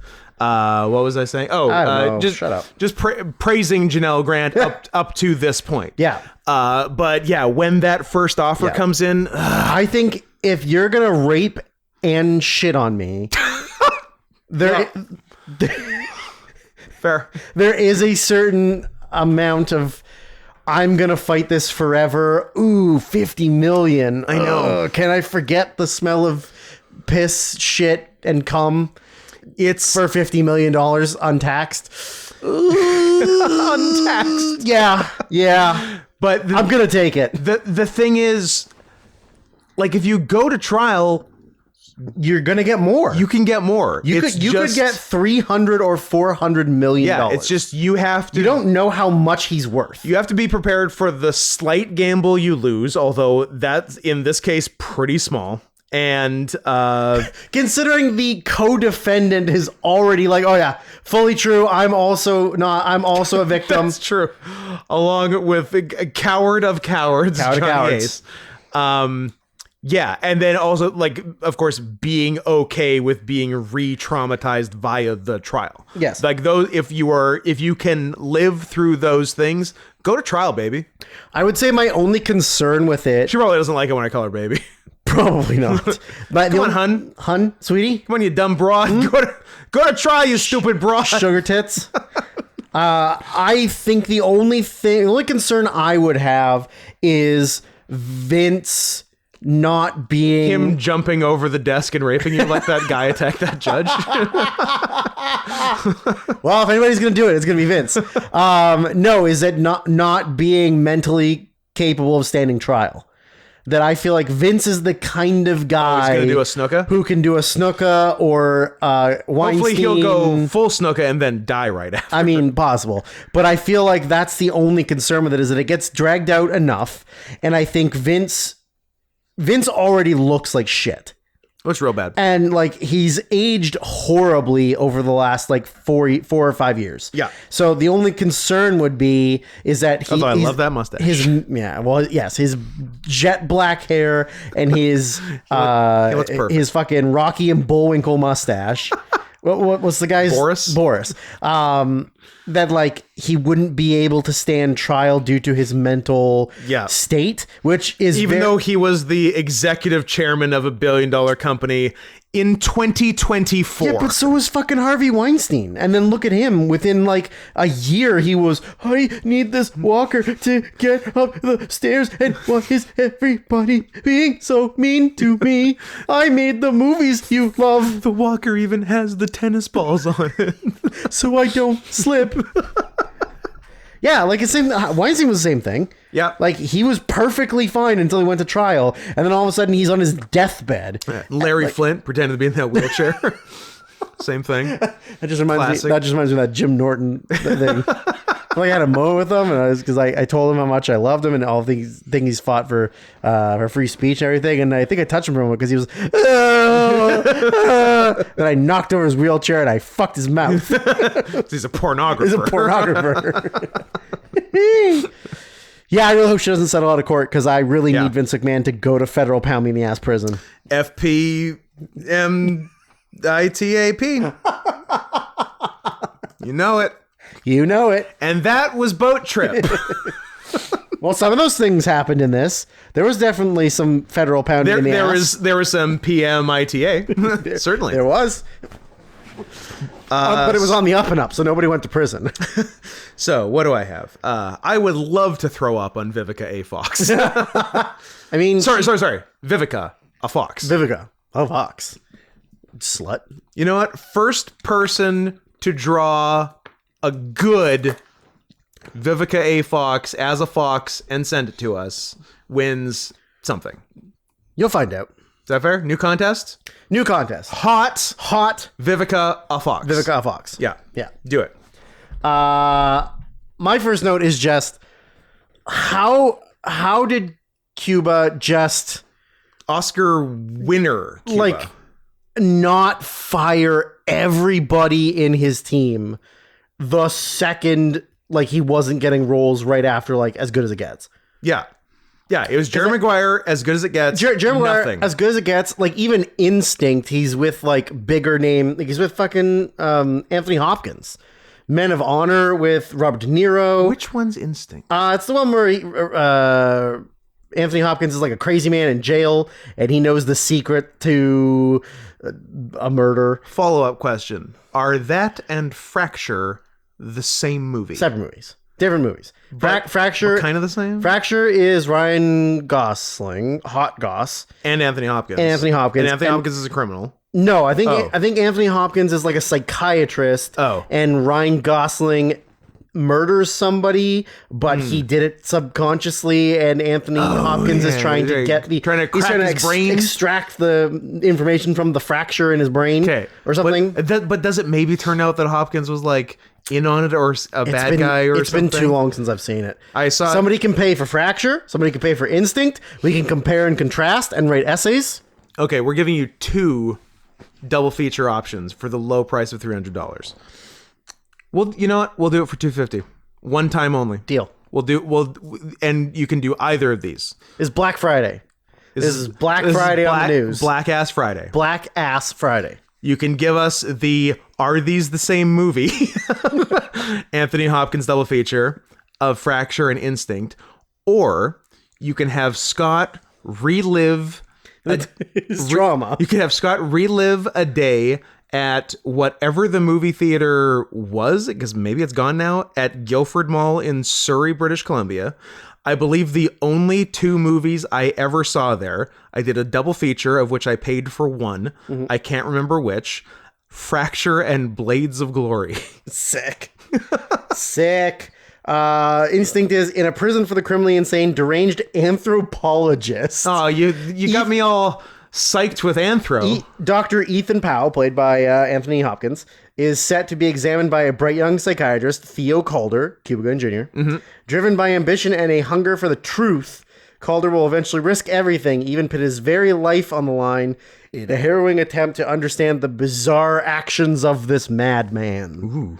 And Fracture is, please be the same description. Same character names, same description. A husband is on trial for the attempted murder of his wife in what is seemingly an open and shut case for the ambitious district attorney trying to put him away. However, there are surprises from both around every corner, and as a suspenseful game of cat and mouse is played out, each must manipulate and outwit the other. Same movie.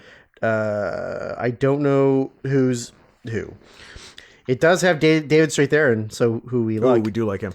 But Instinct has Donald Sutherland, so we like him too. I don't know which one to go with. They're calling him Canadian David Strathairn.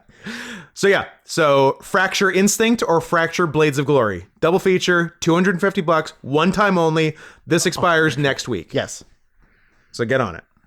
Or be a hero and pay $250 for Fracture and Instinct, and then $250 for Blades of Glory and Fracture, and what's the Chris Klein up the butt one? Say it so. You know what? You could do that too. $500 gets you all 4. $500 gets you all 4. Yeah. Not a bad deal. Pretty good. Not a bad deal. Or two separate people can mix and match. $250. Yeah. And if two people request the same thing, we'll do both.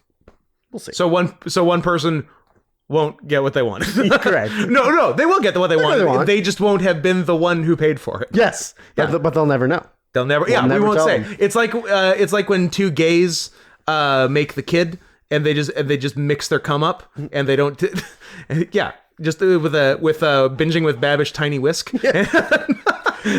Or one of those coffee frothers. Yeah, and they don't tell you whose seed made the kid, even though was successful, even though the kid's white and one of you is black. Yep.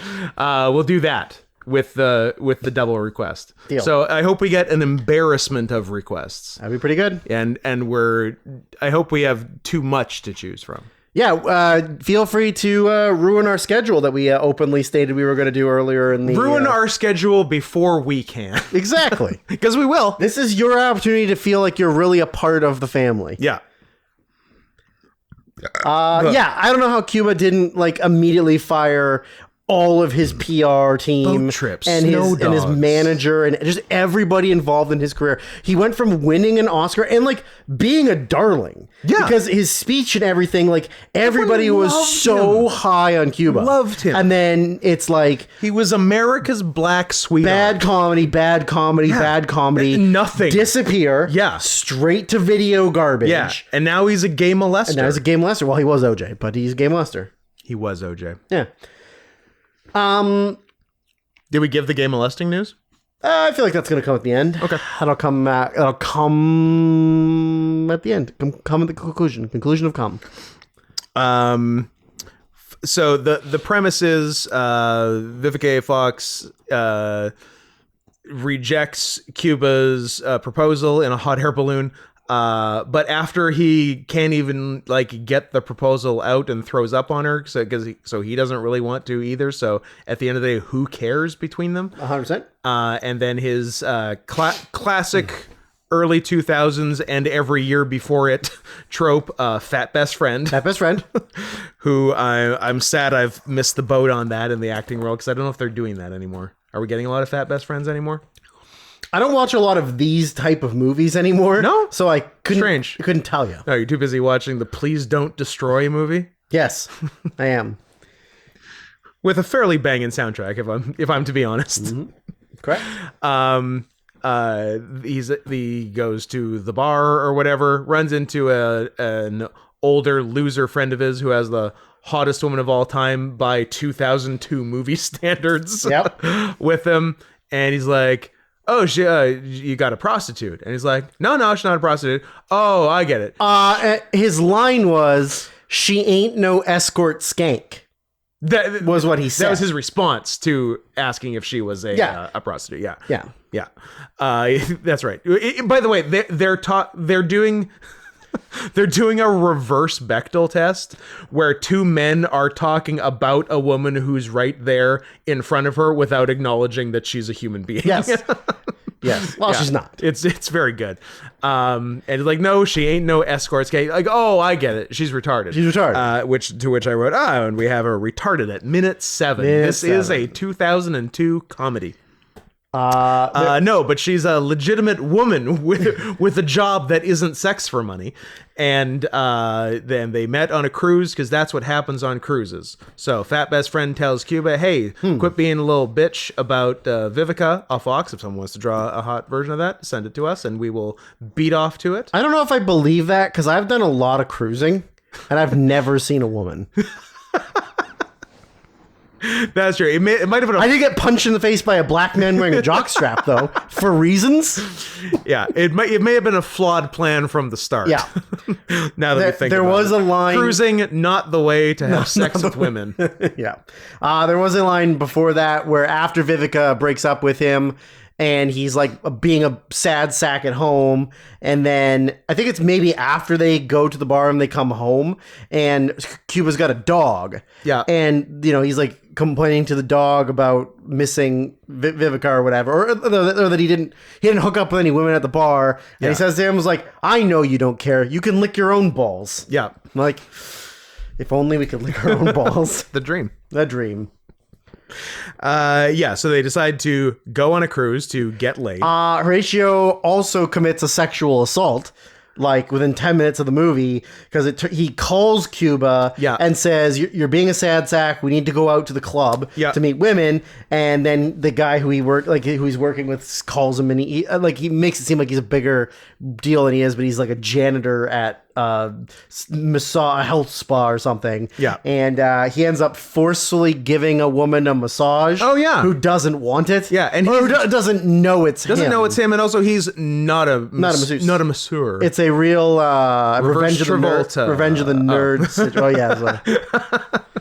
So it's good to know that he got accused of doing that because he does it in this movie. Yeah. Yeah. So yeah, they decided I guess he gave us all the clues. He did. We're the policemen. or maybe two of the other three options. Doctors And pedophiles. So when they go to book their cruise, Yeah. they go to a cruise agency, and Horatio immediately gets into a screaming match with one Artie Lang. I couldn't tell because he had a whole nose. My note says, Artie, your face. It's there. human. Yeah. Yeah. It's weird now seeing human Artie Lang. Yeah. Yeah. Yeah. And then Also, it was like, I feel like, not that he was in good shape. No. But I think the best shape he was ever in. yeah, it looked Like, his face looked a little slimmer than usual. Yeah. Yeah. Yeah, it wasn't as heavy set as normal. Peak Artie Lang. Peak Artie Lang, which is not something you can say about Artie Lang a lot. Yeah.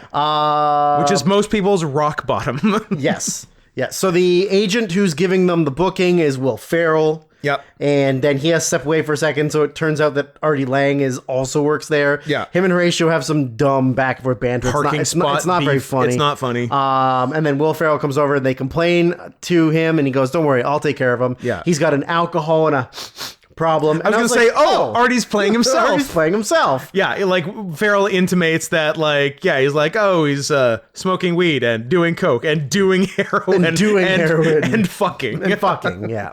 I'm like, oh, it's Artie, starring Artie Lang as himself. Yeah. Yes. So then they get mouthy about Artie, and Will's playing up Mr. Nice Guy. Yeah. Gives them all their itinerary to leave, whatever. Then turns out that Artie and Will are gay with each other. Yeah. And they've signed them up for a gay Will was cruise. in on the grift. Yeah. And they sent them to the Socrates Club gay cruise. That is pretty funny. Well, if anyone's going to be gay, it's Famous Socrates. historical sodomite. Yep. Gotta use those thighs. Again, I've said it before. I will say it to the heavens. Imagine being in ancient Greece. Yeah. Where it is rampant, if not at least encouraged. I hear they invented gayness. They did invent gayness. But being so indiscriminately gay that you're forced to drink poison hemlock and kill yourself. There's a limit to the gayness. Listen, Socrates, we're fine if you want to do it every now and then. Like, think about it. But not every night. Like, think about it in any other context. Like, you're on a baseball team, but you're playing baseball in a way that everyone agrees you're not okay. You're gonna have like, it's like making Barry Bonds kill himself. Socrates is the Barry Bonds of gay sex. Such a good thing for the description, but I can't write it. So just think it to yourselves. It's in the Although transcript. actually, I feel like very recently I did a someone is the something of, and I just wrote ... So I'll do the same thing. Someone was the Al Capone. Who was you? I was the Al Capone. You're the Al Capone of child porn. Because they got me on tax evasion. Yeah. All right. Socrates is the Barry Bonds of ... Fine, you got me. It's on tax evasion. It's being is Socrates the Barry Bonds, or no? Barry Bonds is the Socrates. Barry Bonds is Socrates, yeah. Yeah. Get it right. Accuracy is paramount.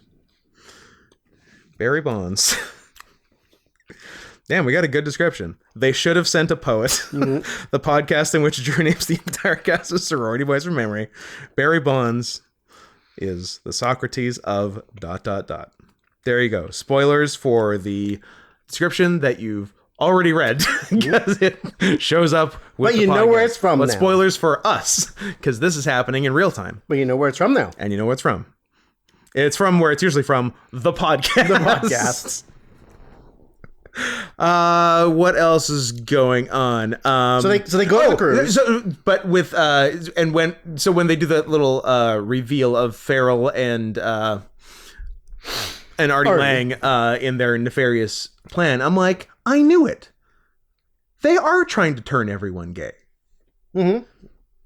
Who's they? The gays. Oh, big gay. Big gay, exactly. Big they say gay. they're not. They say they're happy to keep to themselves and just Don't ask, don't tell. keep reinventing gayness like the Greeks. But they're trying to get the rest of us too. Us, two innocent gay furry wrestlers. They're trying to make us gay. It's a little late for that.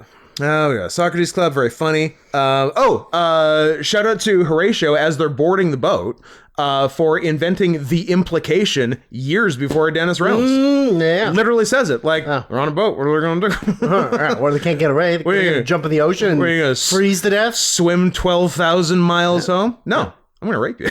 I'm going to rape you. Oh, he'll rape you. So when they get to their room, and they like don't realize it's a gay cruise right away. Yeah. Because of course in 2002, when everybody was so completely oblivious to anything gay. Yeah. Like everything about the cruise screams gay. There's men making out. There's men in leather bondage gear. Leather bondage gear. There has not been a single woman in sight for 20 minutes. Every piece of legwear doesn't have a butt. Yeah, but like in 2002, that was not on the radar. No. Nobody, it was not on the gaydar. Exactly. Nobody was like aware of, this might be a gay thing. Yeah. So they go to their room and they realize there's only one bed. Yeah. And the reasoning behind only having one bed is So they're going to be smashing so much that one's going to be somewhere else smashing. and then they'll be smashing in the room. Very funny. Yeah. But they're reading the itinerary of like all the things like the amenities that the boat has. Yeah. And I was really waiting for them to say something like a glory hole related gag. Yeah. I only had to wait 2 or 3 more minutes. Yep. And then there was a glory hole gag. You got there. Yep. So I was like, oh, okay. I like that you can deliver on the thing I wanted. The hole in one room? The hole in one room. Oh, they have an indoor driving range? Driving range? Which was... the hole in one room was presented to us by Mr. James Bond himself, Sir Yes, it was Roger Sir Moore. Roger Moore. Who was, like we said, was the best part of the Easily movie. the best part of the movie. Yeah. I believe this is canonically a Bond film. Yeah. This is Roger Moore's 7th Bond film. Yes. This is his I'm just over it sexually and I just want to feed my birds gay old man Roger Moore. Yeah. Yeah. He has a line where they're when they meet Roger Moore, they're in like the bar because it's after they haven't even realized it's a gay cruise yet. Yeah, until Roger Moore literally says that's what happens on a gay cruise. Yeah. And they're like, yeah, that is what happens on a gay cruise. And then Cuba has a heart attack and falls out of his chair onto the ground. He is apoplectic. And Horatio starts yelling at everybody like, "You're disgusting!" And then drags Cuba away unconscious. It was bad. But when they meet him... Guys, it was bad. Liza Minnelli's playing. Yeah, Liza with a Z.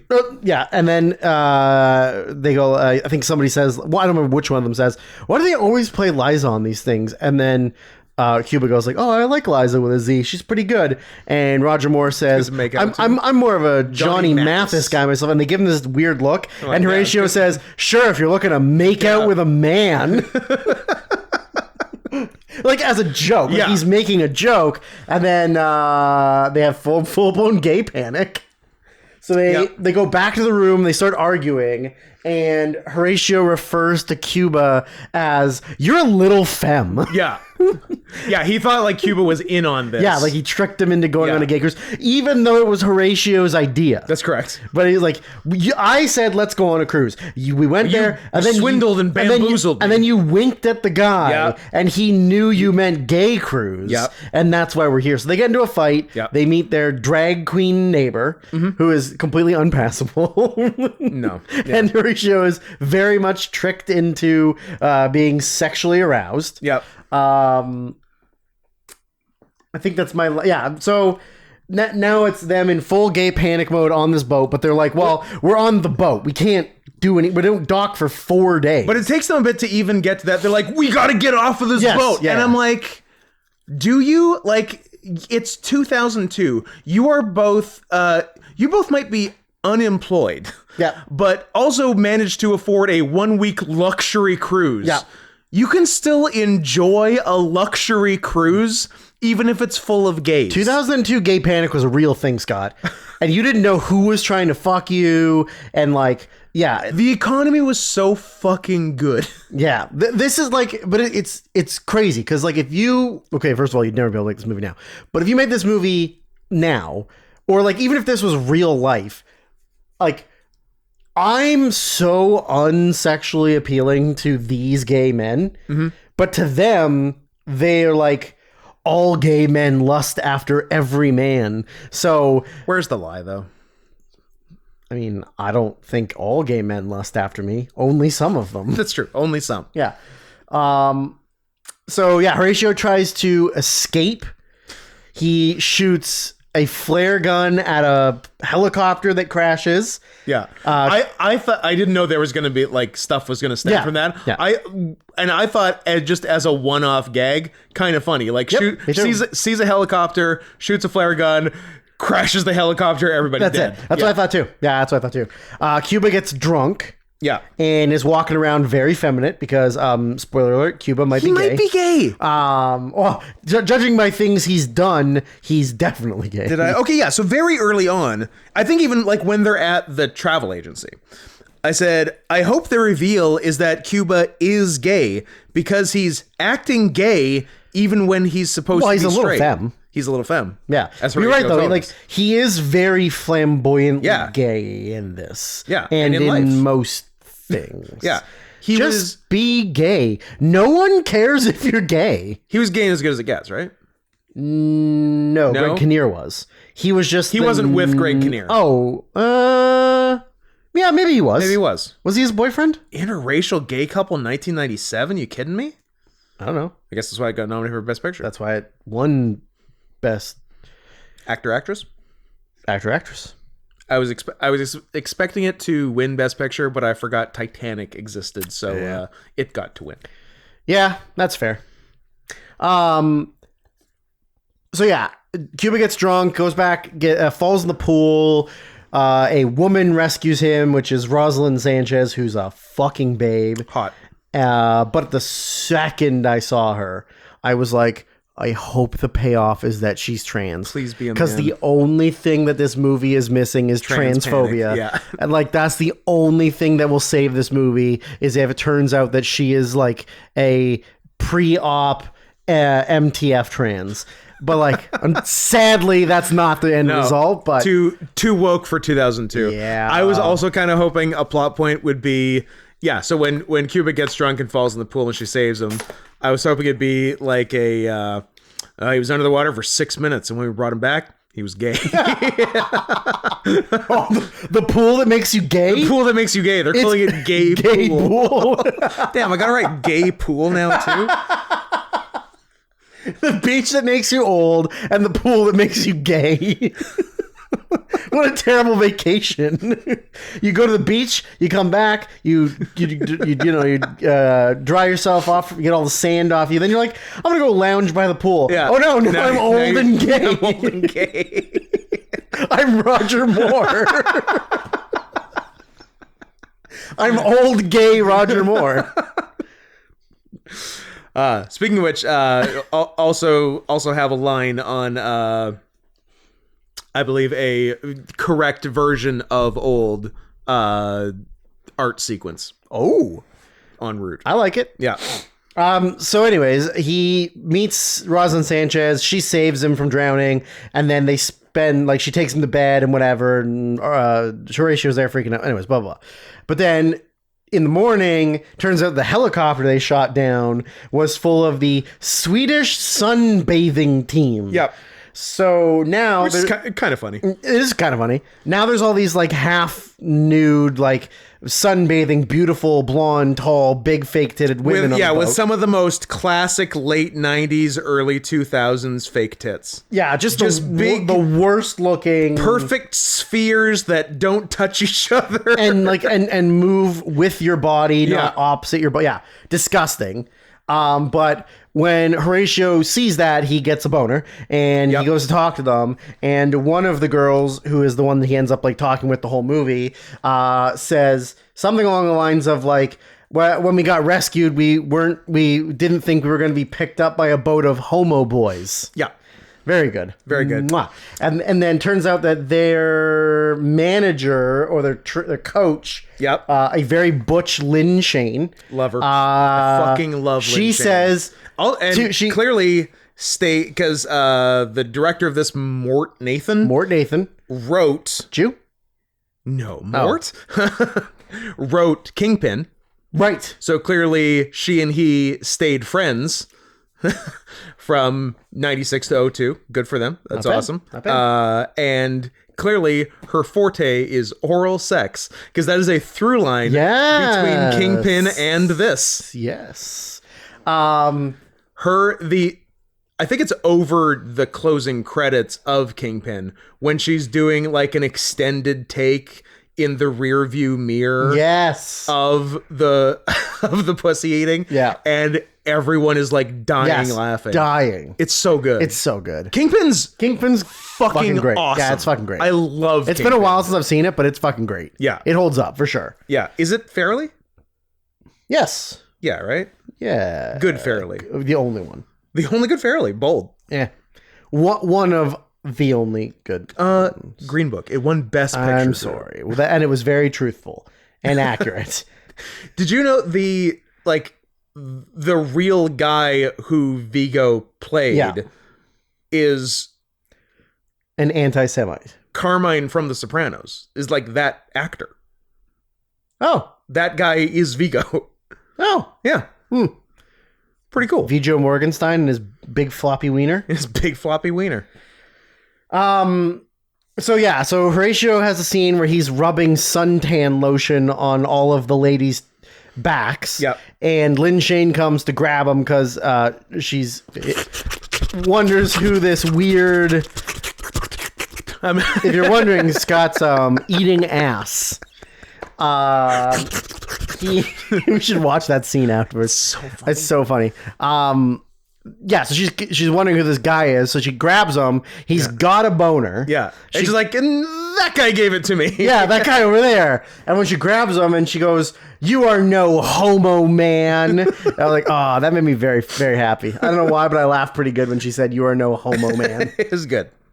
On the flip side, if I never see Roger Moore lick a sausage again, it'll be too soon. What do you want to share my sausage? In England, we call them bangers. No. That, believe it or not, that is not the grossest oral thing in this movie to me. There is one oral thing that is more disgusting, and we'll get to it. Is it Lin Shane deep throating a baseball bat? No, not at all. I enjoyed that. That was deeply. pretty hot. So yeah, they're like, Cuba's in love with Rosalind Sanchez. He wants to try and he's trying to find her to like pretty much to bang her, but can't admit that he's straight because she's already said to him like, that's why I came on this cruise because all men are pigs and liars and blah blah blah. I mean, whatever. Lucky guess, bitch. Yeah. So what? You nailed 10 out of 10 traits. Good for you. But like. And she's like, it's so pedophiles, doctors, police. It's so good to be around like, gay men. And then she says like, just like the weirdest thing of like, and then maybe I can convince one of them to like fuck me really good. It's like, what? Yeah, like I came here to get away from men because they're so horny and one track. But also, I would still like to fuck someone. Yeah, like I can't go on this cruise and not fuck. Yeah. So maybe there's one not fully gay maybe guy. I can catch the one bi. Yeah, like. Bye. You're gay. You're gay. But yeah, so he spends pretty much the rest of the movie like if you've being ever her gay best friend. If you've ever touched a dick, you're gay. If you're a man, if you've ever touched a pussy, if you're a woman, you're straight. Even your own dick? Touching any dick makes you gay. Any dick. Every man's gay. Yeah. What about sucking your own dick? Straight. So I could lick my own balls. Lick your own balls. Get that leg up real high. Mm-hmm. Get that undercarriage. So yeah, he spends the rest of the movie pretty much trying to be her gay best friend, but also he really wants to fuck her. Mm-hmm. And that's sort of a recurring thing. They talk about giving oral sex. That's the scene, Scott. That's the scene, Scott. Her blowing that banana made me sick. And not because it's a woman giving oral sex. The worst thing in the world. Eating bananas like that is I hate bananas. Not even because they're phallic penis-like things. Don't like bananas. And it's giving me horrible trauma from my younger years.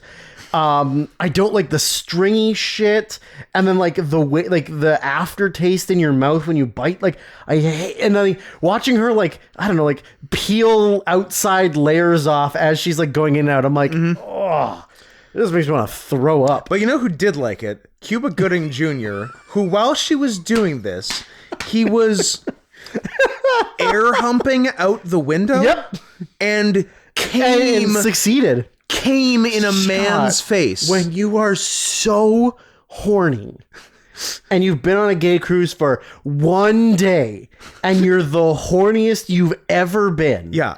A slight breeze will make you come. Because like they did earlier gags where like suntan lotion equals cum. Yep. But this wasn't that. Nope. It still looked like suntan lotion, but it was Cum. Canonically Cuba Gooding's seed into a man's face who was with Roger Moore, yeah. and he said to him like, Jesus Christ, whatever, at least like kiss me first or something like that, some yeah. dumb joke. Then there's one part where they go into like the casino area or like the bar area, and he sees a bunch of people playing poker. Horatio Sands does, and then he's like, think of dogs playing poker, but gays. And he goes like, oh great, I'm gonna go clean the table with them because like gay guys don't know anything about poker. And Cuba's like, what are you talking about, gay guys don't know anything? He was like, listen, those trouser pilots are no match for a lusty hetero like me. Trouser pilots. And he runs over to the table and then proceeds to lose because they're all really good at poker. And like they feel bad for him and tell him all his like very obvious tells. Yes. Well, at first I kind of thought that they might be straight guys who go on these gay hustle gays at poker because gays are bad at poker. Well, and because like two of them were like pretty macho. Yeah. Like everybody, including the crossdresser. Everybody in this movie is very like femme, like the caricature of what a gay person was in 2002. Yeah. Like they all have lisps. They're all like, they wear skimpy gay attires. They all have limp wrists. Yeah, it's a lot of hello. Yeah. It's a lot of that. But the guys at the table were like pretty like regular dudes. And like you don't really see that in these movies. So I was like, oh, maybe they're like straight dudes who are just hustling gay guys on a cruise for money, which is pretty funny. No, they were just slightly less characterized. Yeah, they were like they were regular gay people. So then at some point, I think Rosalind says to Cuba, I think he thinks he's gonna bang her. Yeah. So he goes to like the bar up, like on the deck bar, and he just says like, excuse me, do you have a condom? And then a bunch of guys' hands just from like off screen all start handing condoms. I'm like, yeah, right. Yeah, like you're all having protected sex. Like anybody on a gay cruise is using condoms. Fuck off. Fuck off. Then this is where I wrote the note of, I really hope it turns out she's trans because all this movie is missing is transphobia. Yep. So now Horatio, maybe it was Horatio who asked for the condom because he was going to go fuck the Swedish model. Yeah, it might have been Horatio. Yeah, and anyway, so she goes to her room. At some point, Horatio, I think someone maybe hits on Horatio or something, and he says, do I look like a homo to you? And then just like, not even the person he was talking to, a guy walking by, says, an out of shape one, but we have those too. That was a good line. Yeah, that's right. Oh, that's good. Horatio's real fat in this. I guess Horatio's always kind of fat, but that's some good comedy right there. It was good comedy. That's some good comedy. So he goes to the room to bang the Swedish sun tanning model team member. But Lynn Shane, who's the coach, has switched rooms with her. So he goes in, starts performing oral sex on her. Mm-hmm. That's where he did the oral. Yep. And then he realizes it's her, and then she like sort of rapes him. Yeah. But like, she sits on his face a bunch, and she's like really into it, and then she's like sitting on his lap, but like his penis is never out, but she's like riding him like she's having sex with him. Yeah, it's very strange. Yeah. She raped him. But then you see the rest of the girls in another room, and they can hear the like sex happening, and that's when you see all the tits. And I was like, I didn't think this was going to be a tit movie. I didn't think it would be a tits out movie. I didn't think they were going to go that low, but here we are. Yeah.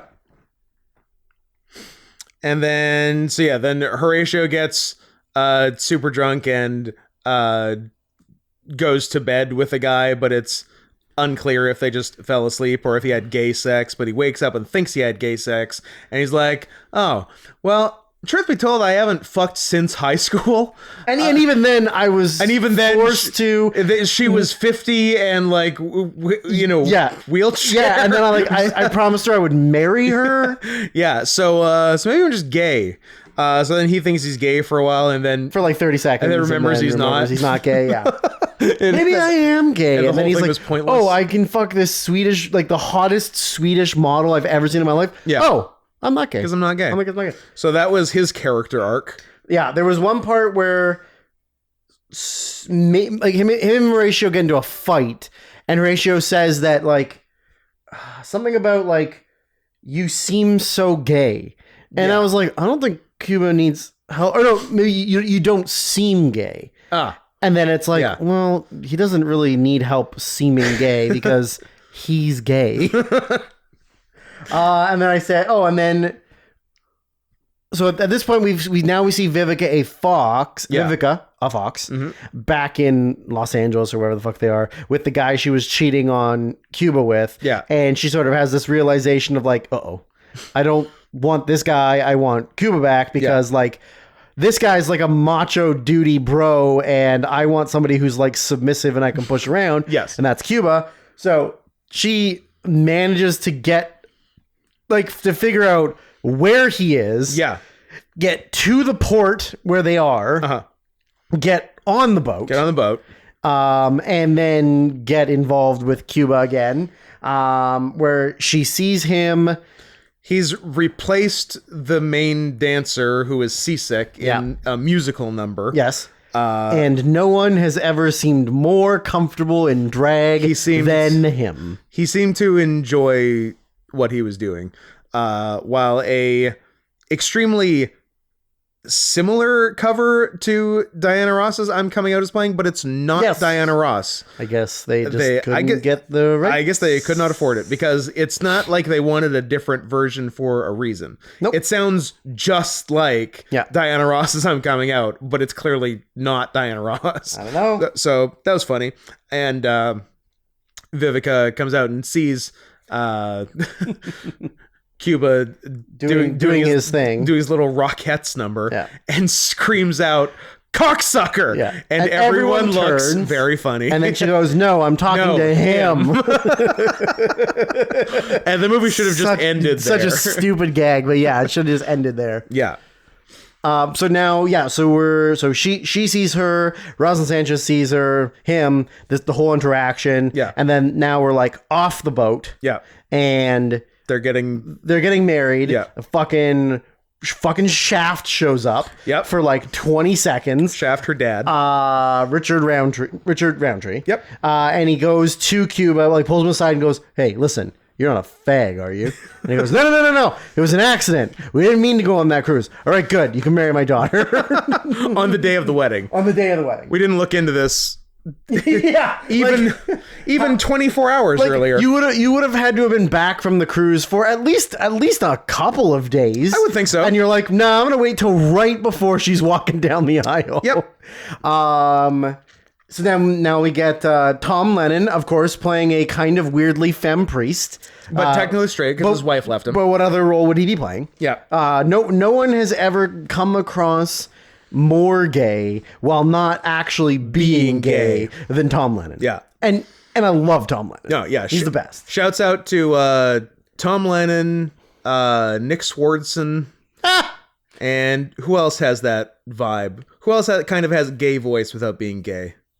There's someone else, but I can't remember who. Dana Carvey. Nah. Adam Sandler. Nah, right in and let us know. Who's gay that isn't gay? Rex Ryan. Rock Hudson. Rock Hudson, that's who I was thinking of. Anthony Perkins. went straight, gay, back to straight. Crazy. Stayed straight. Yeah. Had kids. Very weird. Yeah. Maybe he got sick of being a bottom. But men's assholes were disgusting to him. So he went for women's vaginas, which, just as bad. Whoever wins, we lose. But you know what? If you have unprotected vaginal sex with women, you're going to get AIDS. You're probably going to get HIV, yeah. Just ask Magic. Yeah, and then during the wedding, all the gays that Horatio's made friends with are there. They whisper something to him. Yep. He goes up and stops the wedding and says he's gay, and so is Cuba, and kisses him. Yeah. And then Richard Roundtree gets pissed. And It's like, we gotta get out of here. Right? For some reason, boat bitch is across town. Yep, she's here and she's ready to mingle. She sent it for another cruise. Yeah. So then they go to the cruise and Which left 2 hours ago. which left 2 hours ago. So he and Roger Moore skydive onto it, where somewhere in there, Roger Moore basically says he is canonically James Bond. kind of, yeah, he really does. That he His military service. And whatever. He has a plane. They skydive into the pool on the boat, and then they have their big like I'm in love with you moment. And then that's it. That's it. They have beautiful Latino babies. No, because one of them's gay. Oh yeah, because one's gay. So anything in the news about Cuba Gooding Jr.? So I don't know if this was on purpose or not. I'd like to hope it was. I think Brian just likes, or Brian's a smart little cookie. just likes some Cuba, because radio wouldn't have had as much to do with this. I mean, it's still Cuba. It is still Cuba. I I don't know. Maybe I haven't seen radio. Maybe radio's gay too. I think I've maybe seen it. The only thing I remember about it is for whatever reason he is wearing the stupidest fake buck teeth. Yeah. It's such a weird thing to wear. So yeah, it's weird that we got this one now, because on February 26, 2024, But that was just recently. that was recently, Cuba Gooding was mentioned in a sexual assault lawsuit brought against Sean Diddy Combs by music producer Rodney Jones. Diddy is Diddy didn't do it? no, the name Diddy is, that's not my time. He'll always be Brother Love Brother to me. Love. Does anyone fucking remember that 2-week stint? Brother Love. That went over about Just like Snoop Lion. I was just gonna say went over about as well as Snoop Lion. These guys are losers. You guys, they're like Mexican wrestlers.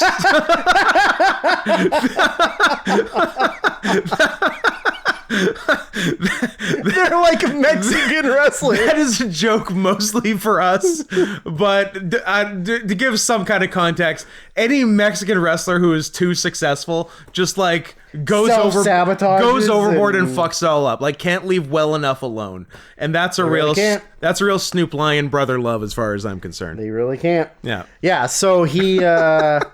I'm glad that tickled you.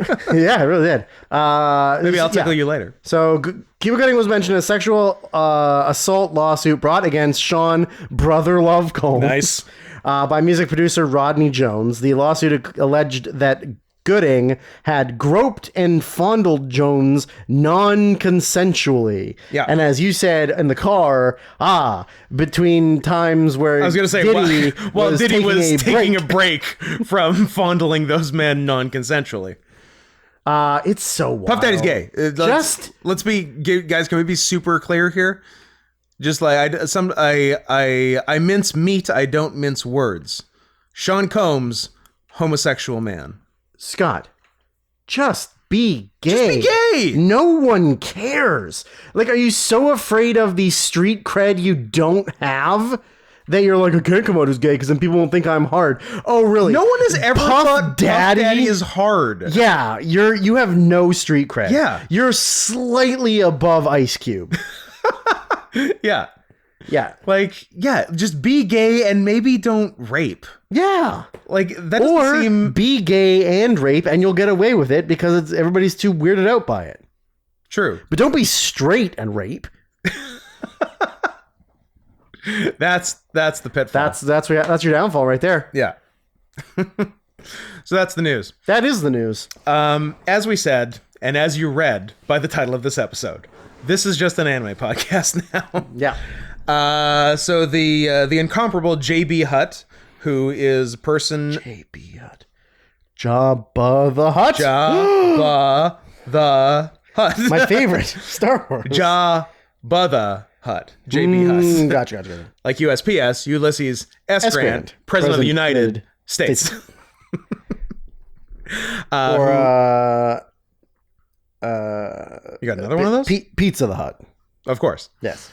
JB Hutt, who is a person I'm a fan of, sort of came came almost out of nowhere in the I come out of nowhere sometimes. absolutely in the chat on a Sunday stream with Adam and asked if I had seen or heard of Killing Bites. I said not really, and bingo bango, here's $450, go watch it. That is the kind of person I like and the kind of person who gets my attention. Bingo bango, no more punk, brother. JB, please continue the trend of sending large amounts of money for furry related anime or really anything, because the money is great and we thank you very much for it. So Killing Bites, 1 season anime series, 2018. Although I think people are being Trump administration. really hard to try and get the second one made. Oh, yeah? The second season. Yeah, I read that online. Nice. People have been really fighting for it. Well, I've enjoyed the first half of season 1. I have to. But only because I'm fully erect the moment it comes on. This is I would describe this as a beat-off type anime. This is a beat-off anime. Yeah. Although, not for you. Yeah. It's not because G. it's too sexual? It's not G. It's an NC 17. Have to be G. That it just can be G. It's exclusively G. It can G. be your quadruple X as well. No, it's got to be exclusively I'm a G. sexual being, Drew. You are sexual and you are a predator. Two things.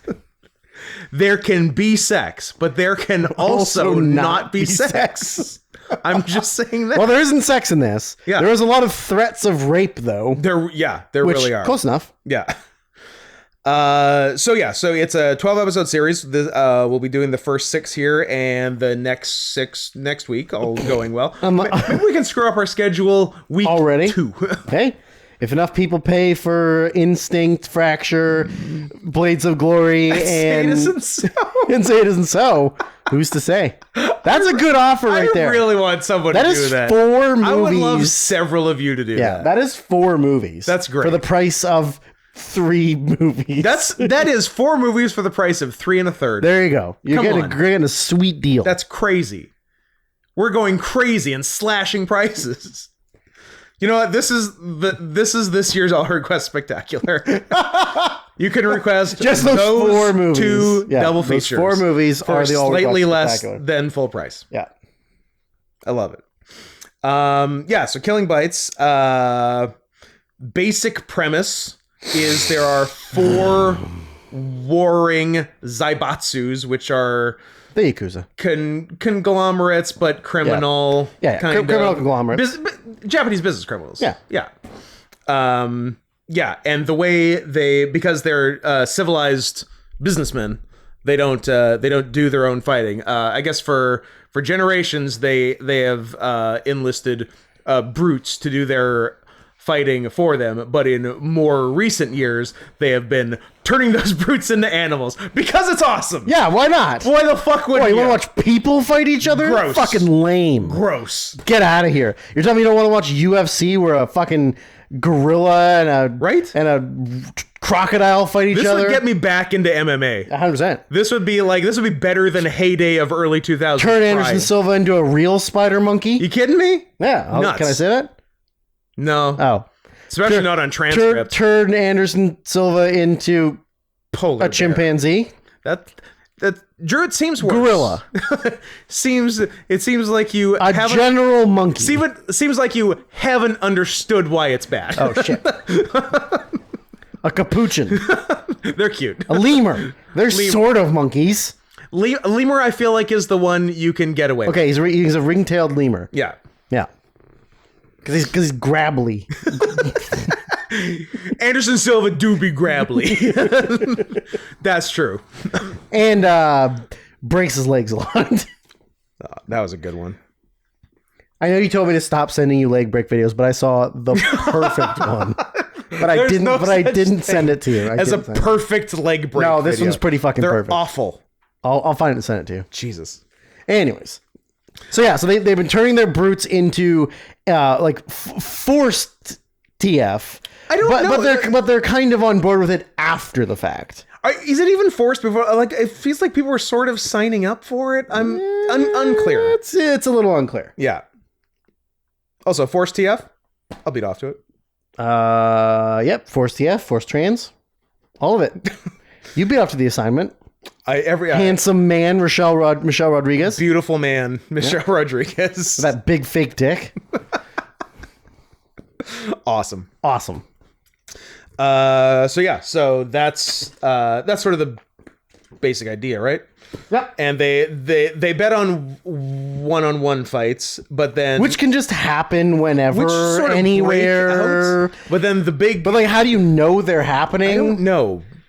And like it kind of goes against the code of honor. It seemed like the first fight did happen impromptu, but wasn't. True. Yeah. But to Like, it was to scheduled. us, it looks. Yeah, it was weird. Yeah, I don't know.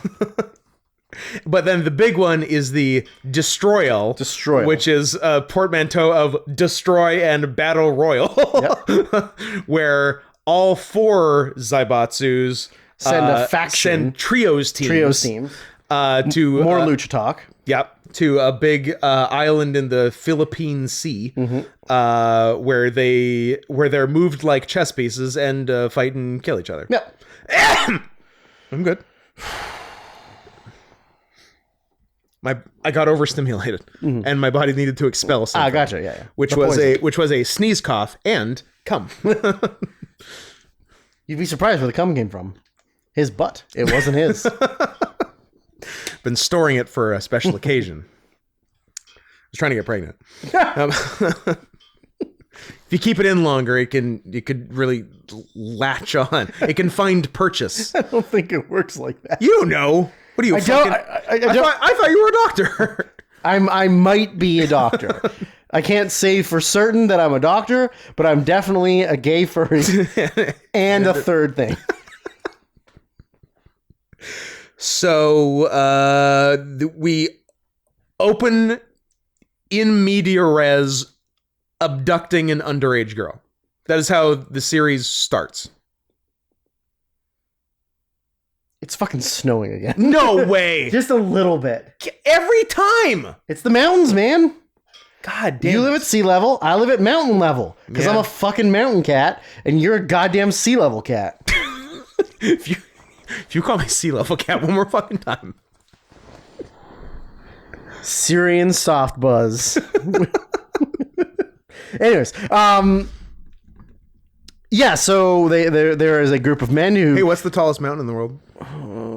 From sea level or from the core center of the earth? He knows the trick. It's the one in Colombia. Or maybe... Ecuador. Yeah. Machu Picchu. Mount Chimborazo. Chimborazo, yeah. If you want to be a real know-it-all piece of shit, that's a great one to get people with. But if you want to go from... Oh, because it's at the equator. Yeah. So and the equator... And the Earth isn't a perfect sphere. Yeah. It's wider at the equator. Yeah. So it's much further from the Earth's center than Everest is. But is it... But Everest is the highest above sea level. If you go from just sea level up, then it's Everest. Yeah. It's K2, right? Yeah. We're not... Now it's really snowing. Look. Fuck. You can see it. Off. Yeah. I hate where you live. Mountains, baby. Love them. I like the mountains too. And I like snow. I like everything about everything except driving in it. Mm-hmm. Well, it doesn't look like it's gonna. It's fine. Also, we're seeing hundreds of beavers tonight. If people want to come stalk us 5 days ago, don't tell them that. Why not? Oh my god, it's supposed to get really cold overnight. I don't like this. Well, maybe don't live on a mountain then. Shut up. Just shut. You know what? You sound stupid when you talk. Shut it up. Just shut up. Shut up. No? No black-eyed peas, thank you. Especially not that whore Fergie. How about black guys pee? Okay. Better. What? Black guys pee AIDS? I don't know if all of them do. Where were we? We abducted an underage girl. Yes, and I believe one of the very first lines of the episode is, "Ooh, a high school girl, and her bosoms are so supple." Yeah, the first 2 episodes, the implication is that there is no higher achievement than fucking a girl in high school. Yep. Who has not fucking, raping. Because I don't think they're not looking to make love to her. First episode, yes, raping. Second, when she comes to university with him, his fat best friend, who's a complete degenerate. Yes, is completely enamored with the idea of making vagical internorse. I like vagical. That's like magic vaginal sex. That's sex with a female wizard. Absolutely. I'm good at sex, guys. I'm good at the sex. Yeah. Guys, I've made sex. I've shame come before. Yeah, but just the very idea of having intercourse with someone who isn't legally allowed to vote yet is just the most exciting thing on earth. So yeah, this like van of guys, Yep. just Ruffians. grabs a girl off the street to rape her in the back of a van. The driver, who like knows them a little bit but isn't good. He's just a hired gun. Yeah, is like not on board with the with the gang sexual assault. And the divider between the front seats and the back of the van closes. She murders all of them in 2 seconds and is going to murder the guy, but I don't know, he sort of talks his way out of it, I guess. Yep. Yeah, I guess because he like stops the van and she can sense his Yeah. And then they just find their way to a junkyard, basically. Yep. And then she fights a lion guy. So I'm this has got to be the first like actual show piece of media, whatever, I've seen that actually has the word therianthrope in it.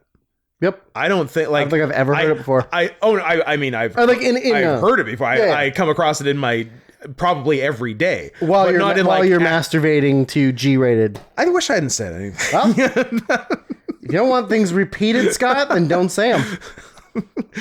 But yeah, like I see it all the time, but I've never seen it like in real media. I'm like, oh, this is exciting. Obviously, you see lycanthrope because of fucking big dog. Fucking big dog. But it's not.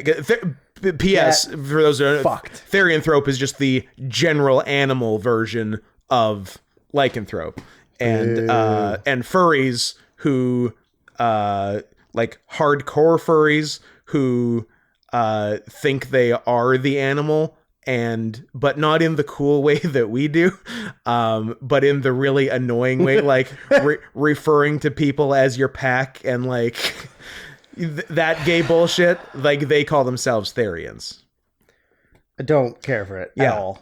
And like on paper, I am kind of Therian-y, but I have never met one who isn't insufferable. So I guess I'm not. I guess I'm just a good furry. Yep. I guess I'm just good at being a furry. So yeah. So so a lion guy shows up, and I'm like, a few very quick points. Solid TF. Oh, of course, it's a lion. No tail? Question mark. Is this one of those no tail shows? Some. So, because some of the animal TFs are largely just upper body, and they just kind of keep their people legs. Well, a lot of the men are like very animal. Yeah. And all of the girls are very tits. They keep the girls titsed up a bit, but most of the girls do have tails, because like Lion Guy didn't have a tail. Did Tiger Guy? Tiger Guy does have a tail. I don't. Yeah, I was gonna say I don't remember. I've got tail radar. Don't worry, I'm aware. I'm sure you do. I got you covered. I don't know why I even question. If you name any animal we've seen so far, I can tell you whether they so have a far tail. or in the future. I can't necessarily. Hippo. No tail. Hippo no tail. Bear no tail. Well, lion no tail. Bears barely have tails, anyways. Yeah, but they do. I don't know. And the rest, I think, tail. Cobra. Tail. Yeah, Drew. The full Gotcha. cobra. Gotcha. Idiot. Yeah. Look at all the snow. Shut the fuck up. God damn it. It's March. Why is it snowing? It's this lousy Smarch not weather. yet. It's not Smarch yet. 2 weeks. 2 weeks, baby. Then it's Smarch. Yeah. So yeah, Lion Guy Does shows Smarch up. stand for Sexy March Madness? For our purposes, 1,000%. It is sexy March Madness. Sexy March Madness. I'm going to write that I down. love it. Not for this episode? description, but Yeah. for later. Yeah. Just so we don't forget what March Madness actually stands for. And that is sexy March Madness. Well, it's all the sexy mascots. Oh, no, it's not. It's accurate in every sense. If they didn't want it, It's snowing harder than I've ever seen before. if they didn't want it, they wouldn't look like that. That's true. Yeah. Damn owls. Don't dress so sexy, owls. We're not gonna have an all owl. I don't know. Both those teams were like pretty low ranked. Yeah. So I don't know if Kennesaw If they're State even in. and What if the Florida Atlantic. I think maybe FAU. I don't know if they'll qualify. Who knows again, if the 'cause I don't know. so the returning champion might not even be in. That'd be crazy. I mean, after VCU won That like would be 6 years in a row, but fucking Ram. they usually qualify. that if Florida Atlantic. Ram made it to the semis and got edged by an owl. Yes. Yeah. Florida Atlantic. I mean, I guess I won't be able to know, but they are the Owls. Yeah, I'm sure that's it. Yeah. Kennesaw State and Florida Atlantic, I think. Yeah. So that would be very. What if neither of the finalists? Were I mean, even it's there? possible. I think Wide open tournament. Kennesaw was like a 9 or a 10. Damn. And I think Florida Atlantic was like a 12. I hope you guys are half as excited for it as I I am. wonder if Because if you were, I would be twice as excited as you. Because that's how math works. I wonder if it is in our group chat of things we've sent to each other. Which? The bracket for it, but it does not. The bracket for last year? Yeah, it does not appear to be. I don't know. I think you might have just had it on your computer. Well, then it's probably still on the computer, which I don't want to touch because I don't want to fuck up the I wouldn't touch recording. it. I'd be careful. Although so far, the last little while we've been pretty good. It's been all right. Been pretty good. Anyways, continue. Yeah. So our girl, who looks like she's about to get whomped by this giant buff lion, has a little TF of her own into a first. Based on looks, I said honey badger. They tell me it's Rattel. Turns out that's another word for a honey badger. Yeah. So it's, but she's canonically a Rattel. And I'm like, you know what? Fun species choice. It's different. Especially It's she's like the main one. Yeah. So yeah, But I guess they're like a unique kind of vicious animal.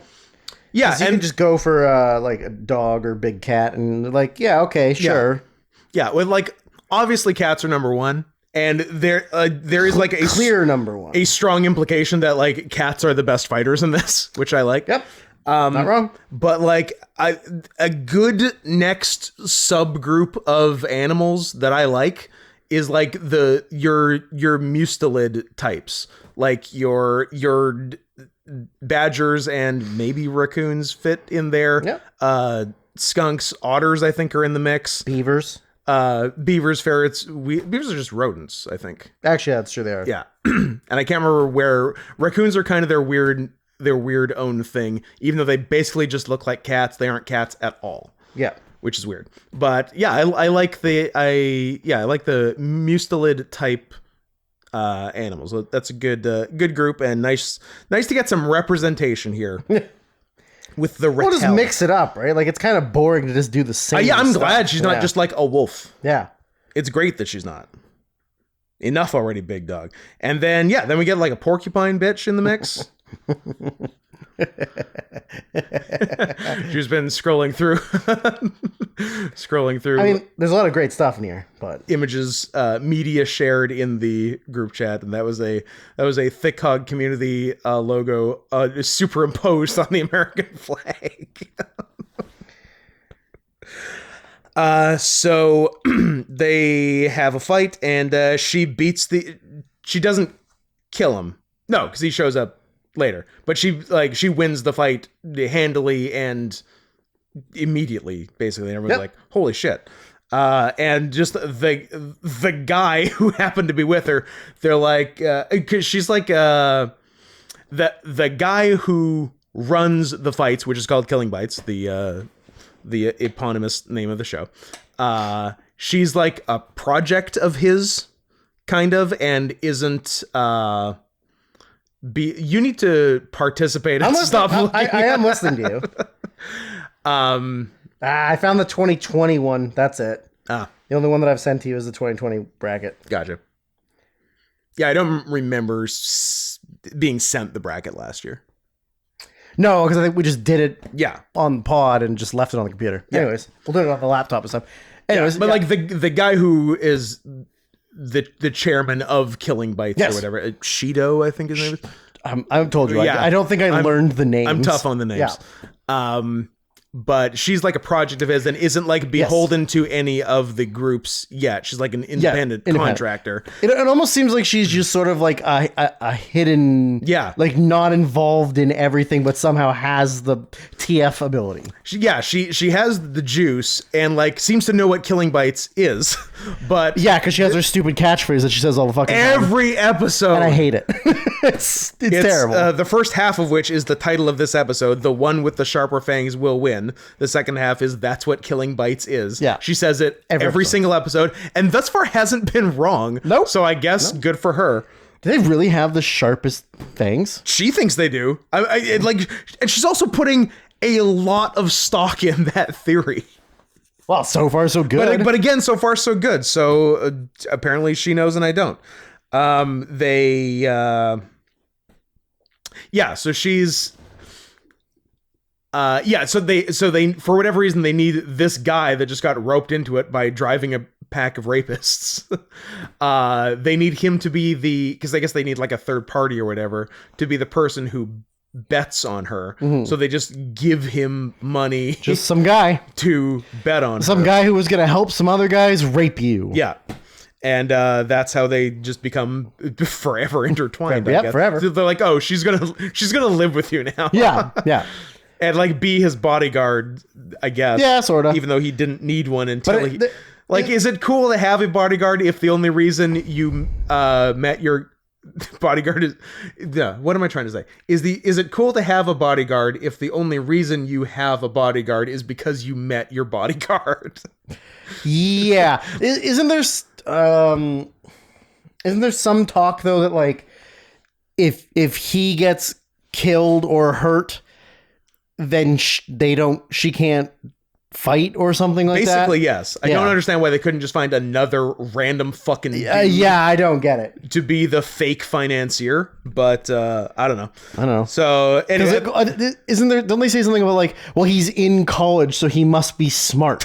Is there something like that? There is something like that. Like, because no one else is. Because everybody in college is smart. Yeah. So yeah, at the end of that, porcupine bitch shows up, jams a fucking huge quill all the way through his leg. Yep. Well, not before completely exposing her tits and pussy.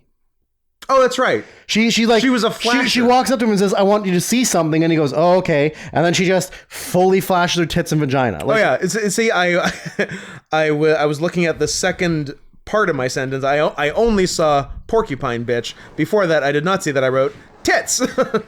Yeah, so full frontal nudity to distract him, and then porcupines up. But then, like, I don't feel like that was necessary. I feel like if you were just gonna porcupine him in the leg, just porcupine him in the leg. Why do you need to show him your fully naked body? I think that was unless you're a whore. You just want attention. I think that was for her. Maybe. Yeah. I want this weird loser to look at my naked body because he'll never get it. And also, I'm gonna try and kill him. Yeah. So our Rattel friend shows up and kicks her ass too. Yes. Very, very easily. Yes. Yeah. Rattel. There's like a second of like, oh, this could be in trouble. Gonna overpower her, and then just like, oh no, she's fine. Nope. She kicked her ass. And then so Rattel ends up getting not purchased, but is on loan to one of the four groups, just temporary for the Destroyal, I guess. Yeah. And they sound like they're kind of the loser of the four.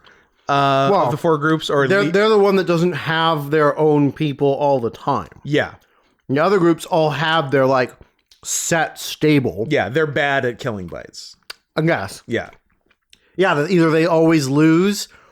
Yeah, they focus or too nobody much, wants to fight with them. They focus too much on laundromats and haven't focused enough on animal people fighting. Yeah, and this is their downfall. I believe it's the Ishida Zaibatsu. I think. I think there's an Ishida, there's a Sumamoto, and don't ask me the other two. So the Ishida sends a big thick guy who says early on, like, I don't even need to TF, I'm just thick. He does. Then my next note is, vagina, cool. I think it's when she meets the cheetah girl, like the literally the best scene of the show. Yes, it is. Because my last note in the episode is great tail cheetah girl. Yep. So we must have met the cheetah girl. She's shown up at college with her guy. Yes. And his nerdy loser friend is like losing his shit that there's a high school girl in the college. Doesn't even know that she's half badger. No, doesn't even care. Doesn't even care. The fact just that likes that she's a child. Her age is less than 18. That's just is more than enough for him. Yes.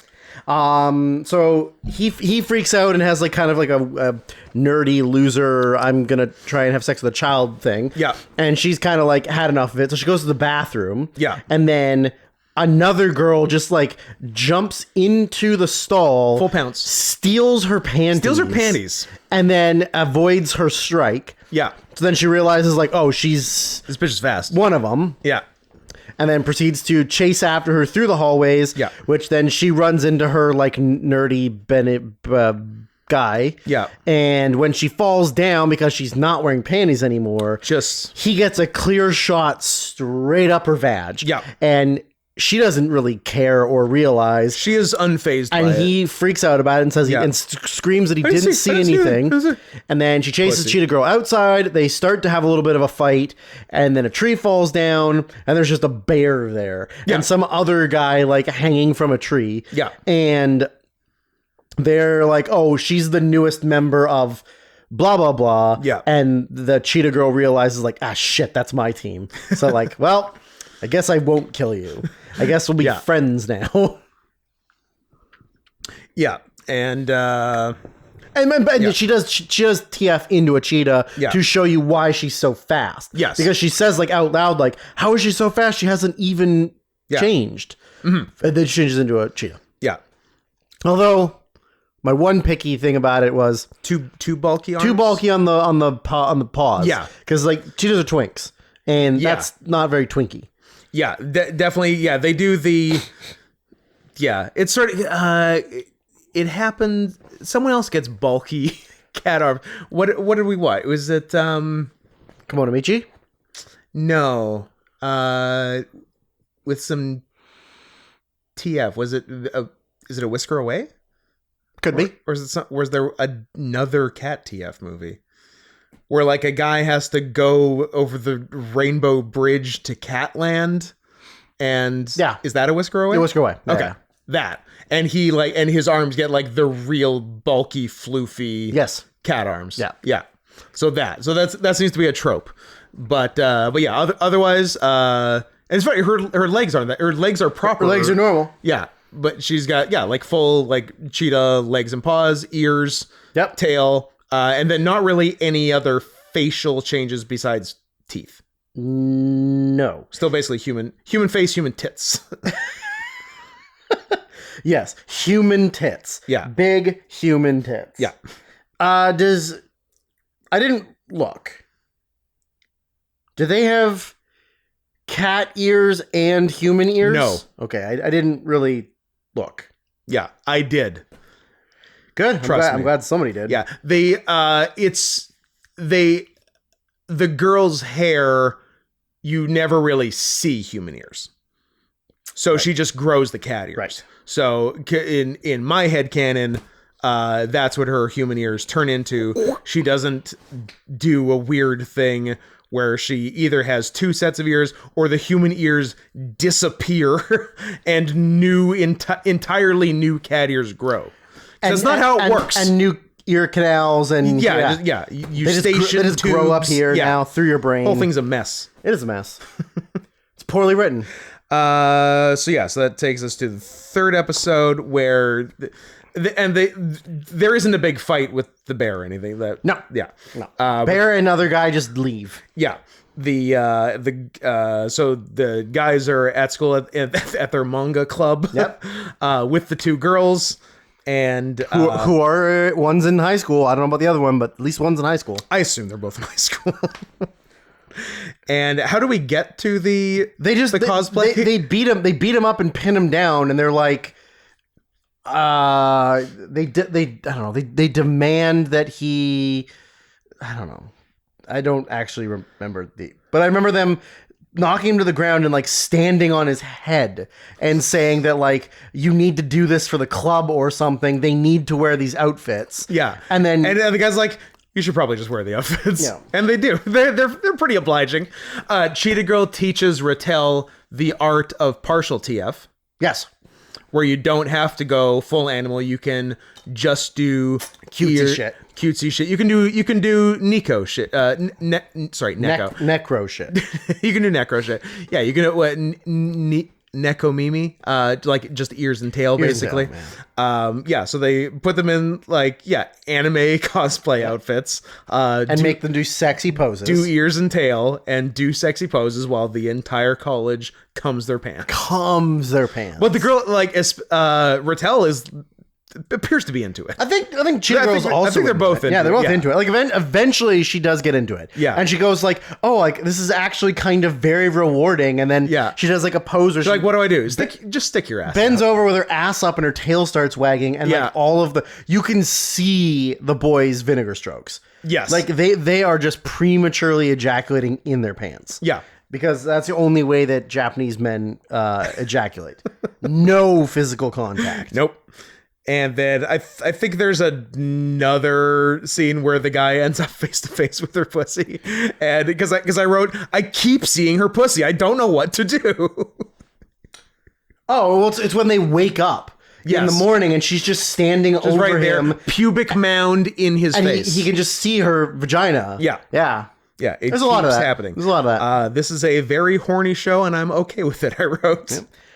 The only thing I knew about the show before we started watching it is that it is very much like not hiding the fact that it's pornographic and violent, and it's like on purpose. Yeah, and if you are unsure, just watch the closing credits, which is just Playboy centerfold after Playboy centerfold of the girls. Yep. They know what they're doing. They do, in fact, know what they're doing. Is this based on manga, or is it just a thing? I think it's based on manga. Makes sense. Where I'm sure the high school girl is fully naked in every scene. Yeah, we're gonna have to because if it's drawn, it's fine. Yeah, we're gonna have to read moves. That's the problem. We'll have to read that Made in Abyss manga one time and then go to jail. Yeah, that Made in Abyss manga is really like that chapter of It where they all just the child orgy have a child orgy. Cowardly left out of all film adaptations. Yeah, I don't like it. You don't like... I want short-haired, ugly, red-haired girl getting railed by all those kids. Yep. Nancy Drew or whatever her new name is. So the Ishida... I'm calling him cartel. I'm tired of saying Zaibatsu. The Ishida cartel needs a third because they've got Rattel, thick guy, and so they find a third... does she know her? How do they find Rabbit Girl? Someone knows her. Someone knows her, and they arrange it. They see her at like a restaurant. Yeah. And then they go up and approach her, and she like freaks out about it. And then she goes, "Let me fucking talk to her. Like, stop being a creep." Yeah. And she goes over and talks to her, and just like, "Hey, would you like to be in like a big battle to the death?" Yeah. She's like, "The death. You a ferocious rabbit girl." Yep. Who just digs holes. Yeah, she's a digger. She's careful. Digger. I wonder what... Digger! 238. I'm going to have to try and remember to look. I won't, but I'll try. Yeah. And her deal is basically, I was kind of a total loser who wasn't good at anything, so I got furried up. So I got furried up. Yeah. that sounds about right. That's pretty much most furries. Yeah, I was gonna say pathetic losers with no life, and then they're like, "Oh, I'm a coyote now." I feel like she might be some sort of audience surrogate. I feel like we can see a lot of ourselves in her. Yep. I'd love to see a lot of myself in her, although she might be too young. Is there too young? I don't know. Depends. Am I reading the manga? She's actually, she looks like a baby, but she's actually 1,000-year-old. Oh, witch. okay, then it's fine. So it's fine. That's fine. Yeah, is that all I had for the third? Yeah. So then we get to, yeah, I guess the fourth episode starts on the boat. Yes. So teams have been assembled. Yep. There's been talk of Cheetah Girl's brother, who's a cool guy. We see him. Well, we see him on the boat. We see him on the boat. There's been talk before. Yes. Because someone says you think you're hot shit because of your brother or something. Yeah. So we're on the yacht going to the island in the Philippine Sea. Yeah. With all the participants. Where we meet all the other players. And as well as all like the rich businessmen who take... And businesswomen. Businessmen who... there isn't... Oh, no, there actually are. There actually a couple women. It's very woke. Yeah. Very woke. Women can be rich, too. Yeah. If their husbands die. The richest woman in the world, Jeff Bezos's ex-wife. Yeah. No one even knows her. All that no money. one even knows her fucking name. Ghislaine Maxwell Bezos. I like that she hyphenated. Again, very woke. So we meet a few more characters. There's been talk of Tiger Guy. We meet Tiger Guy, but not as a tiger. Nope. I say, Tiger Guy, you better look cool. He ends up looking pretty Spoiler alert, he doesn't. No? No, he does. He looks pretty cool. I like him. And then, we got the implication that cats are clearly the best fighters. Like everyone's like, oh, it's going to be a tiger lion finals. Yep. Yeah. Yep. But lion's fucked up now and out of the race, unfortunately. Got his fingies bit off. Got his fingies bit off. That's right. Because she has my fingies. Because I think he did it on purpose. The one with the sharper fangs will win. That's what killing bites is. And she did. Even though I think she's had one killing bites fight and it feels like she has absolutely cracked the code. Maybe she has killing bites, but so far literally she has. Yeah. Well, and the thing with her, she's very adaptable. So she learns things very quickly about her opponents. Yeah, which is the intent of the guy who created her, basically. Yes. He's like, I think I've made like the perfect fighter, basically. Let's test it out. Correct. Are you being suspicious neighbor right now? Yep. I think, did somebody pull in the driveway? I don't know. Take a peek. I can't see. Yes, someone did. Oh, weird. It's a big white van. Oh, there's a Rattel getting raped in the back of it. Uh-oh. Well, I don't like their chances. Someone's getting out of the van. It's a man in a red beanie. I don't know. Not for me. He's got a gun. He's got a gun. Yeah, well, whatever. Maybe he's dropping something off as long as he doesn't make eye contact with you. He literally just made a contact with me. So now we're in trouble. Anyway, so they're on the boat. Yeah. They get to the island. Well, no, first the bathroom on the boat. Yeah, that's right. There's an untf'd creep with permanent fangs. Who looks like the guy from Death Note. Yes. Ryuk? Yeah. Yeah. Because, yeah.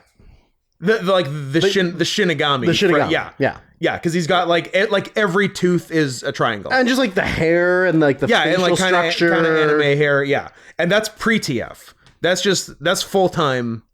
And we saw him like spying on them once before. Because there's basically sort of a hit out on our Rattel girl by one of the other cartels, basically, and he's part of the bad guys. What's up? I nailed it. Right. You nailed it? Ryuk? Nice. So he gets on well, there's already I was looking it up. There's a girl on the ground who's already been sexually assaulted. Yes. And then she comes in and he says something like, well, I thought I was done, but I can always do some more. Yeah. And then tries to get her. Yeah. And is maybe going to, but Rattel comes in and stops no, things? that weird lady comes. Oh, yeah. And she's standing in the doorway, and there's like this conversation, and then you think she's gonna help her, but then she sort of is like wanting to watch the assault. Yes. Then Rattel comes and like, saves her. Maybe knock it off, creeps. Yeah, and rescues her. Yeah. And then basically we get to the island. yeah, I think we just get the island from there. Yeah.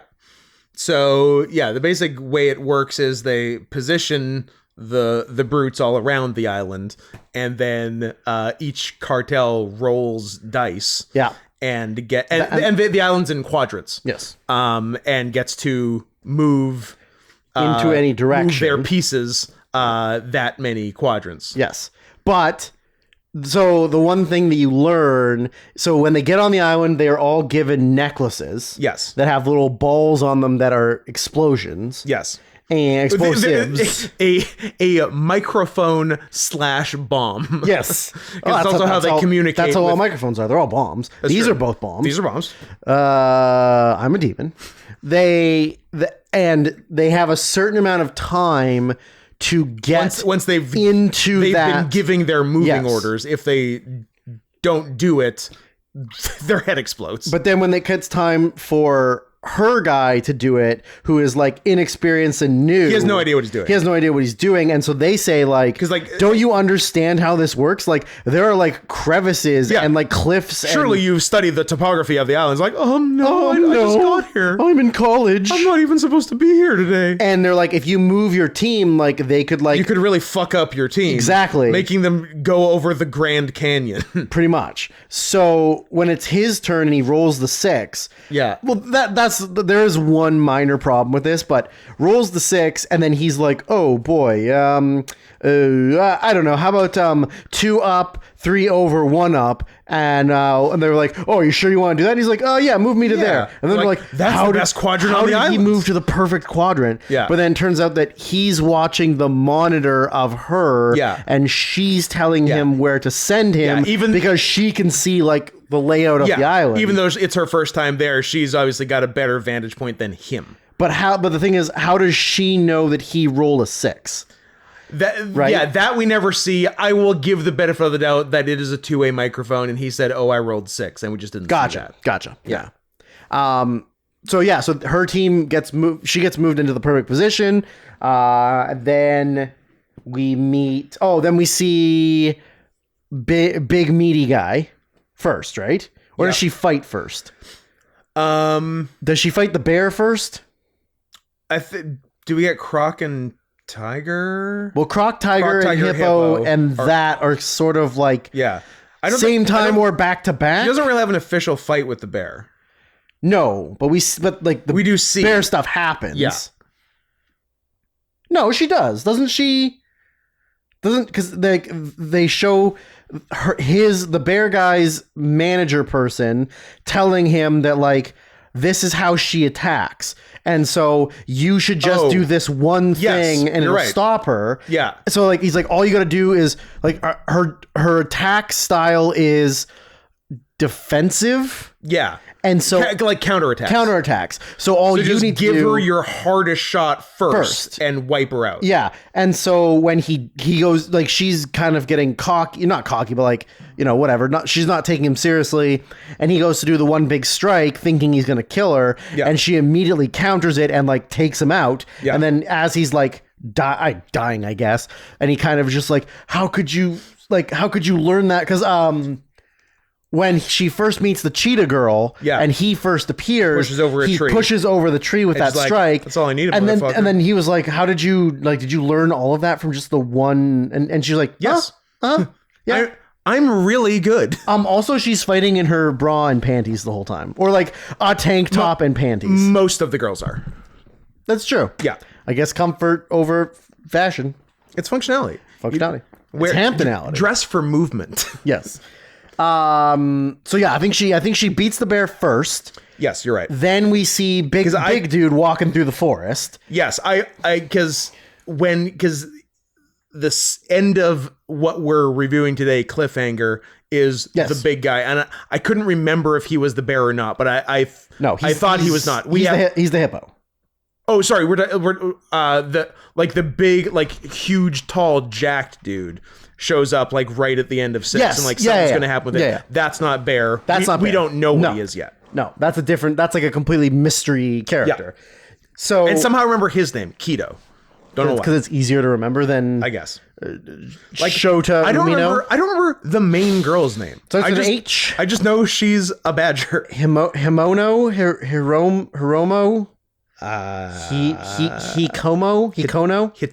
Hitomi. Yeah, that was H something. So yeah, at the same, I guess, kind of at the same time, she fights the bear. You see the big guy that we met earlier that's on her team, and he's just walking through the woods, and I think talking to himself. Yeah, and then he's like not super psyched about it. Like he knows he is not the best. No, and he gets like ghost attacked. Yeah, this big slash in the back, falls down, and then you're like, oh, well, he's fucking dead. And then he just gets up, and then we see Cheetah Girl's brother. Yeah, who's not TF'd. No, not really. Not yet. Yeah. They have a little bit of a conversation. Yeah. Then out of the trees comes a different guy, and then like the nerdy guy that was with the bear before. Yeah. Who he TFs into just gorilla arms. Just gorilla arms. That are like comically too big. Who are like his arms are taller than him. They're bigger than his body. Like if he walks on his knuckles, his feet are several feet off the ground. Yeah. Very strange. I assume that's a partial. I assume he's got more to him than that. I don't know. Could just be a weird TF like that. Well, they fucked him up. They definitely did fuck him up. He's my least favorite. Well, other than all the scalies. But, sure. Well, I mean, I can tell you which one's my least favorite, and that's the Cobra, because he's just the Cobra. He's just a large Cobra. Well, once he's super TF'd. Yes. Yeah. I hate that. Yeah. Because you're just a giant animal. You're not even... He had arms.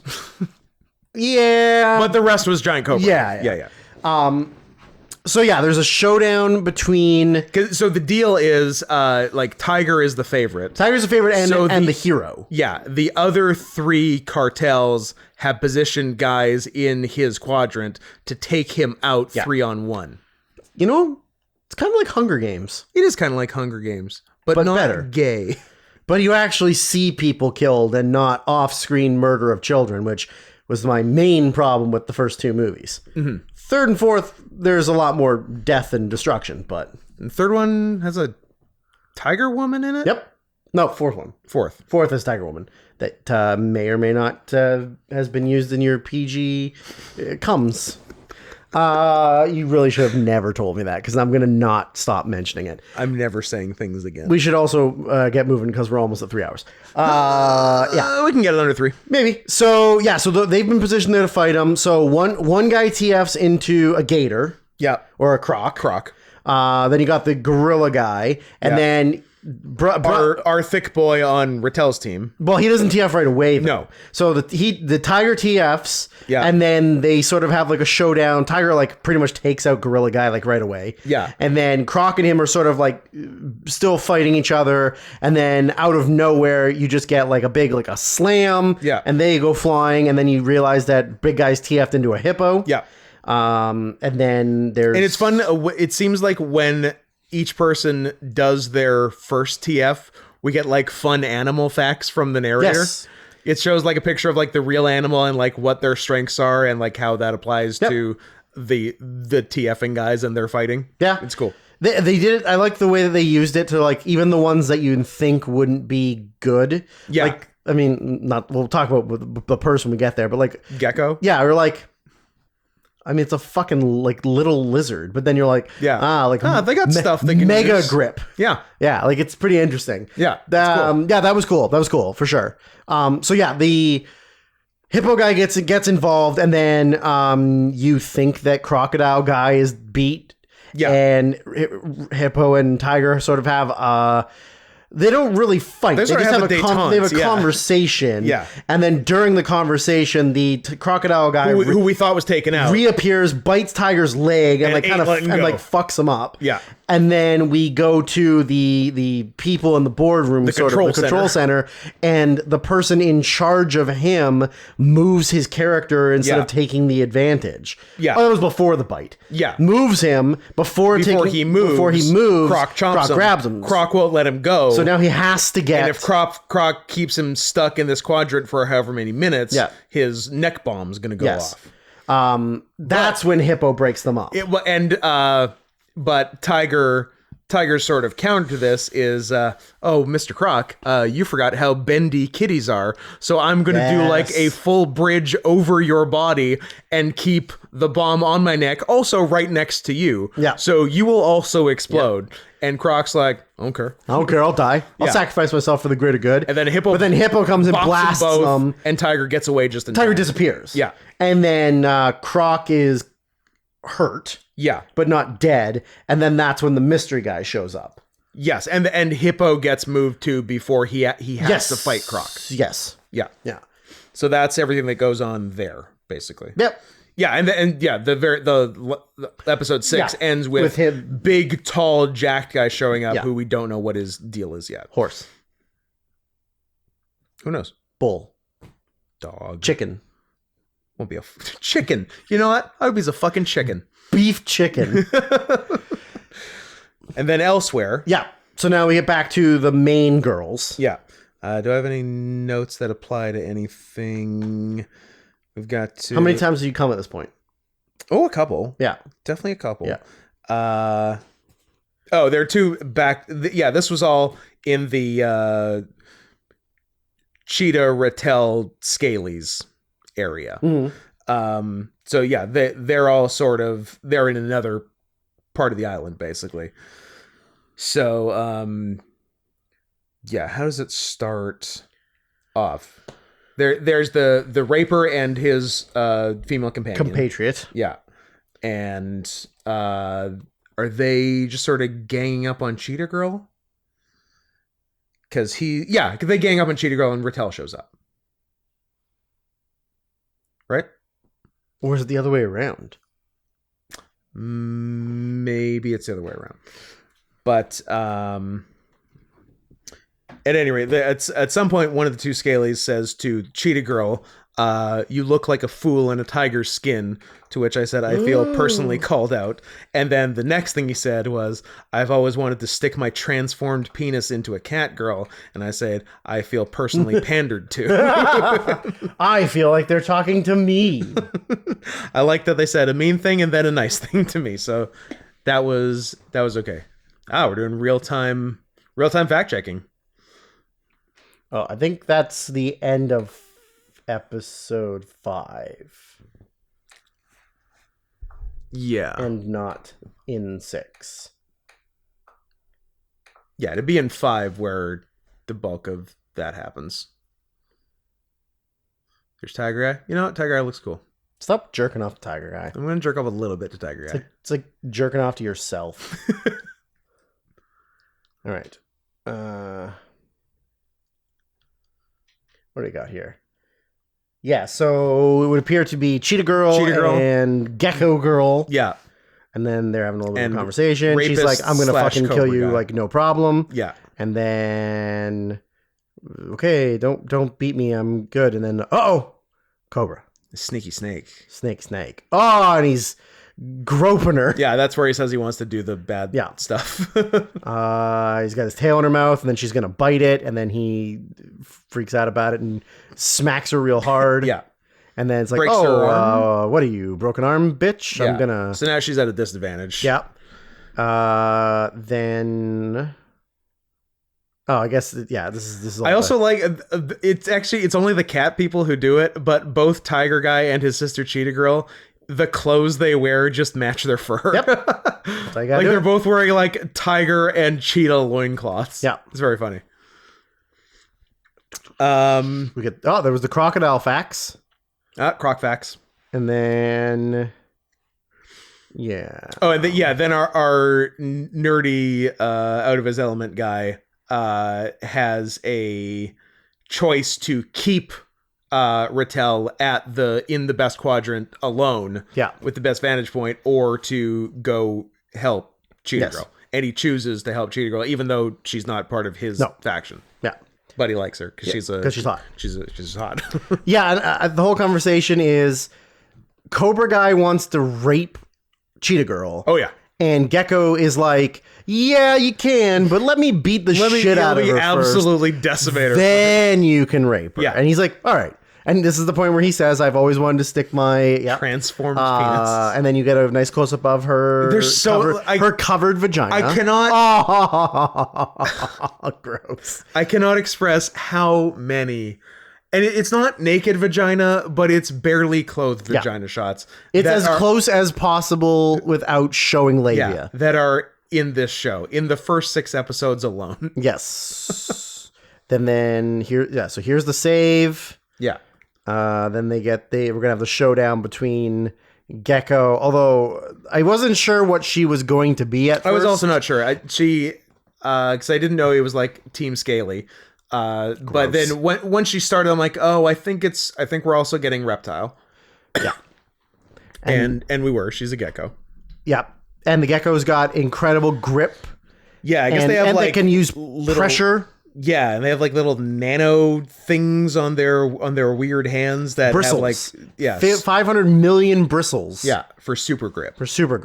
And she can she did a cool thing actually. When they're fighting, she's like, yeah, you gotta fight me in 3 dimensions, bitch, because you can like jump up on whatever. And she was she didn't have her tail wrapped like a telephone pole or whatever. But she didn't have her tail wrapped around. She just had her tail touching it. And that like supported her whole weight, and she could like fight horizontally just with her tail touching the the vertical telephone pole, whatever. Yeah. So yeah, that was all cool. Yep. Damn, I want to beat off again. Sorry, don't do it here. Cobra gets slashed in the face really bad.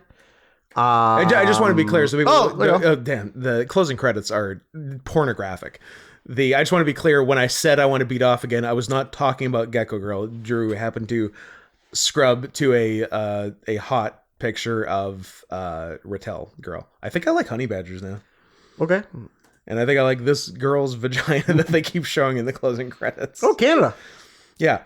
Oh, yeah, that's a side thing. There's like a post-credits thing in... Which is very common in anime. I guess so, yeah. Which is like just this little side story of Rattel, sometimes Cheetah Girl, and this just like nerdy hanger-on friend of them, and they compare the nerdy friend to, I don't even know it's a real thing, but like a honey guider bird that sort of has like a symbiotic relationship with honey badgers, like it leads them to the honey and then gets the runoff honey. I get some runoff honey. Nice. And so there's just these like quick dumb little stories, and everyone and like, oh, the honey guider does this with the Rattel and blah blah, but Oshi is not a therianthrope. And then just it's like with Oshi getting her feelings hurt and crying. And that's the post credits of every episode. Yep. So that's fun. Pretty good. I should note the title of episode 5 that we did hit 3 hours. The title of episode 5 is a quote from Cobra Rapist Guy. "I'm free to have sex in any way I want." Yep. It's the name of the episode. Yep. And so are you. So we have that kind of sort of 2 one-on-one fights between Rattel and Cobra and Cheetah and Gecko, and we think Cobra's got Rattel on the ropes because he didn't bite her with his venom, but he also emits a venomous mist, which ends up incapacitating her, and then he gets her in an old shed and is about to have non-consensual sex with her with his bifurcated snake penis. That they fucking show. They sure do. It's pretty disgusting. It's awful. Can I take you back to a line that's said here that I don't think is true? Okay. So your injuries sustained from Tiger are not minor. And then he looks and he goes, "Oh, but your wound is already healing. I know exactly where this is going. And then it goes, crocodiles have immune systems that can even cure HIV. I'm like, I don't think that's true. Also, who's giving HIV to crocs? You never know. But yeah, it was a croc and hippo conversation, and and the croc has like super healing. That's one of his deals. So yeah. Oh, and then another deal with they basically said just reptiles. The reptiles can kind of. Drew has paused on the bifurcated snake penis. Don't like it. Reptiles can kind of Cobra cannon. And I don't like that it has like a finishing move name to. Oh look, a pubic mound shot. Reptiles can kind of super TF. Whereas I think we've seen the extent of TF of all the mammals we see. But like, because Cobra Guy was Cobra E, he had a cobra tail and stuff, but now he's literally a full, like, very almost non-anthro cobra just with arms. And Gecko Lady, when she gets deep into the fight with Cheetah Girl, she goes like full gecko TF. And I like what she says. She's like, she says, I normally don't TF this hard because it goes against my standards of beauty. I'm like, then be a better species. Then don't be a dumbass. fucking scaly. Yeah, then TF into something that the more you TF, the hotter you get. Yeah. Doy. Like a tiger. Like a tiger. So that was it. Yeah. So she's incapacitated. Rattel is incapacitated by the cobra's venomous mist, and he's about to full on rapist. But she recovers quickly and cuts his body in half. Yeah. And it's pretty cool. And says this line: impossible. How could a reptile lose to a mammal? I don't know, because mammals are fucking always better. win, you asshole. Idiots. She steps on his face. Yeah. His guts are everywhere. She cut his penises off. She did cut his penises off. And the deal is that she was affected. Like, she wasn't faking. She was affected, but I guess Rattels have decent recovery immunity from snake shit. Mm-hmm. Again, part of the creators plan, the Merovingian. Yep. Part of his plan. And then do we kill Gecko Girl? I don't know. We're gonna find out right now because I don't remember. Maybe we don't get that far. Does not appear. I'll kill you both myself, but I bet you won't. And then we cut back to Hippo, and so that's as far as we got there. Yeah. So it ends with Rattel and Cheetah Girl. And then here's the hunk. Yeah. Here's the stud. Right? Yeah. Rattel and Cheetah Girl with Gecko Girl. I don't love Gecko Girl's chances. Back on the other place, Croc has also super TF'd. But he just like kind of got thicker. Yeah, he's kind of more like he was all like his regular TF was like pretty crocked up already. But then he just got bigger. He's crocked up from the cock up. Absolutely. Mm-hmm. And and then big, huge. What does a croc penis look like? I bet it's weird. I bet it's very weird. Big, huge, tall, 12-pack guy who we've seen a little bit of shows up, and he's probably gonna wreck shit, but we don't know what his deal is. So that's where the first half of Killing Bites gets us to. So we'll do the Drew has shown me a croc penis, and you know what? It's kind of human. It's kind of human. That's weird. Yeah. I don't like it. You could get fucked by a crocodile and not feel that bad. I'd rather not, but I'd also rather nobody. Push comes to shove. So we will do the final 6 episodes next week. Here's an accurate, just like scientific. Yeah. That was slightly less accurate furry art of a crocodile with his penis out, which was even more human, as people love to do. Just big human cocks on almost feral animals. Yeah. Yeah. Not my favorite. Well, you know, give me something G-rated. So we're back next week to fix the Oscars, which you have seen and are mad at. At least Jimmy Kimmel's part in it. Just I mean, it could be worse. It could be fucking Seth MacFarlane. Could be Kevin Hart. Nope, not allowed because he didn't re-apologize for the jokes he made 15 years ago. That's too bad. Could be Wanda Sykes, Regina King, and Amy Schumer. I don't think Amy Schumer's doing anything anytime Probably soon. not too much. Could be James Franco and Anne Hathaway. I'll take stoned up James Franco over any other people you've mentioned. Such a weird Oscars. Steve Martin and Alec Baldwin. I like them. They were good. I remember them being fine. Whoopi. Nope. Oh. I'm Whoopsie. Whoopsie. Bob Hope. Yeah, he's alive. Billy Crystals. I mean, I do like Billy Crystal. Let's get him. What's he doing? What's he so busy doing? The Comedian Season 2 with Josh Gad. Loving the Cubs. Mets? Is he a Mets guy or a Cubs guy? I don't remember. Florida Marlins, I think. First of all, they're Miami Marlins, but... They'll always be Florida to me. Hey, 3 hours and 10 minutes. That's longer than we should have gone, but oh well. Next week's will be shorter.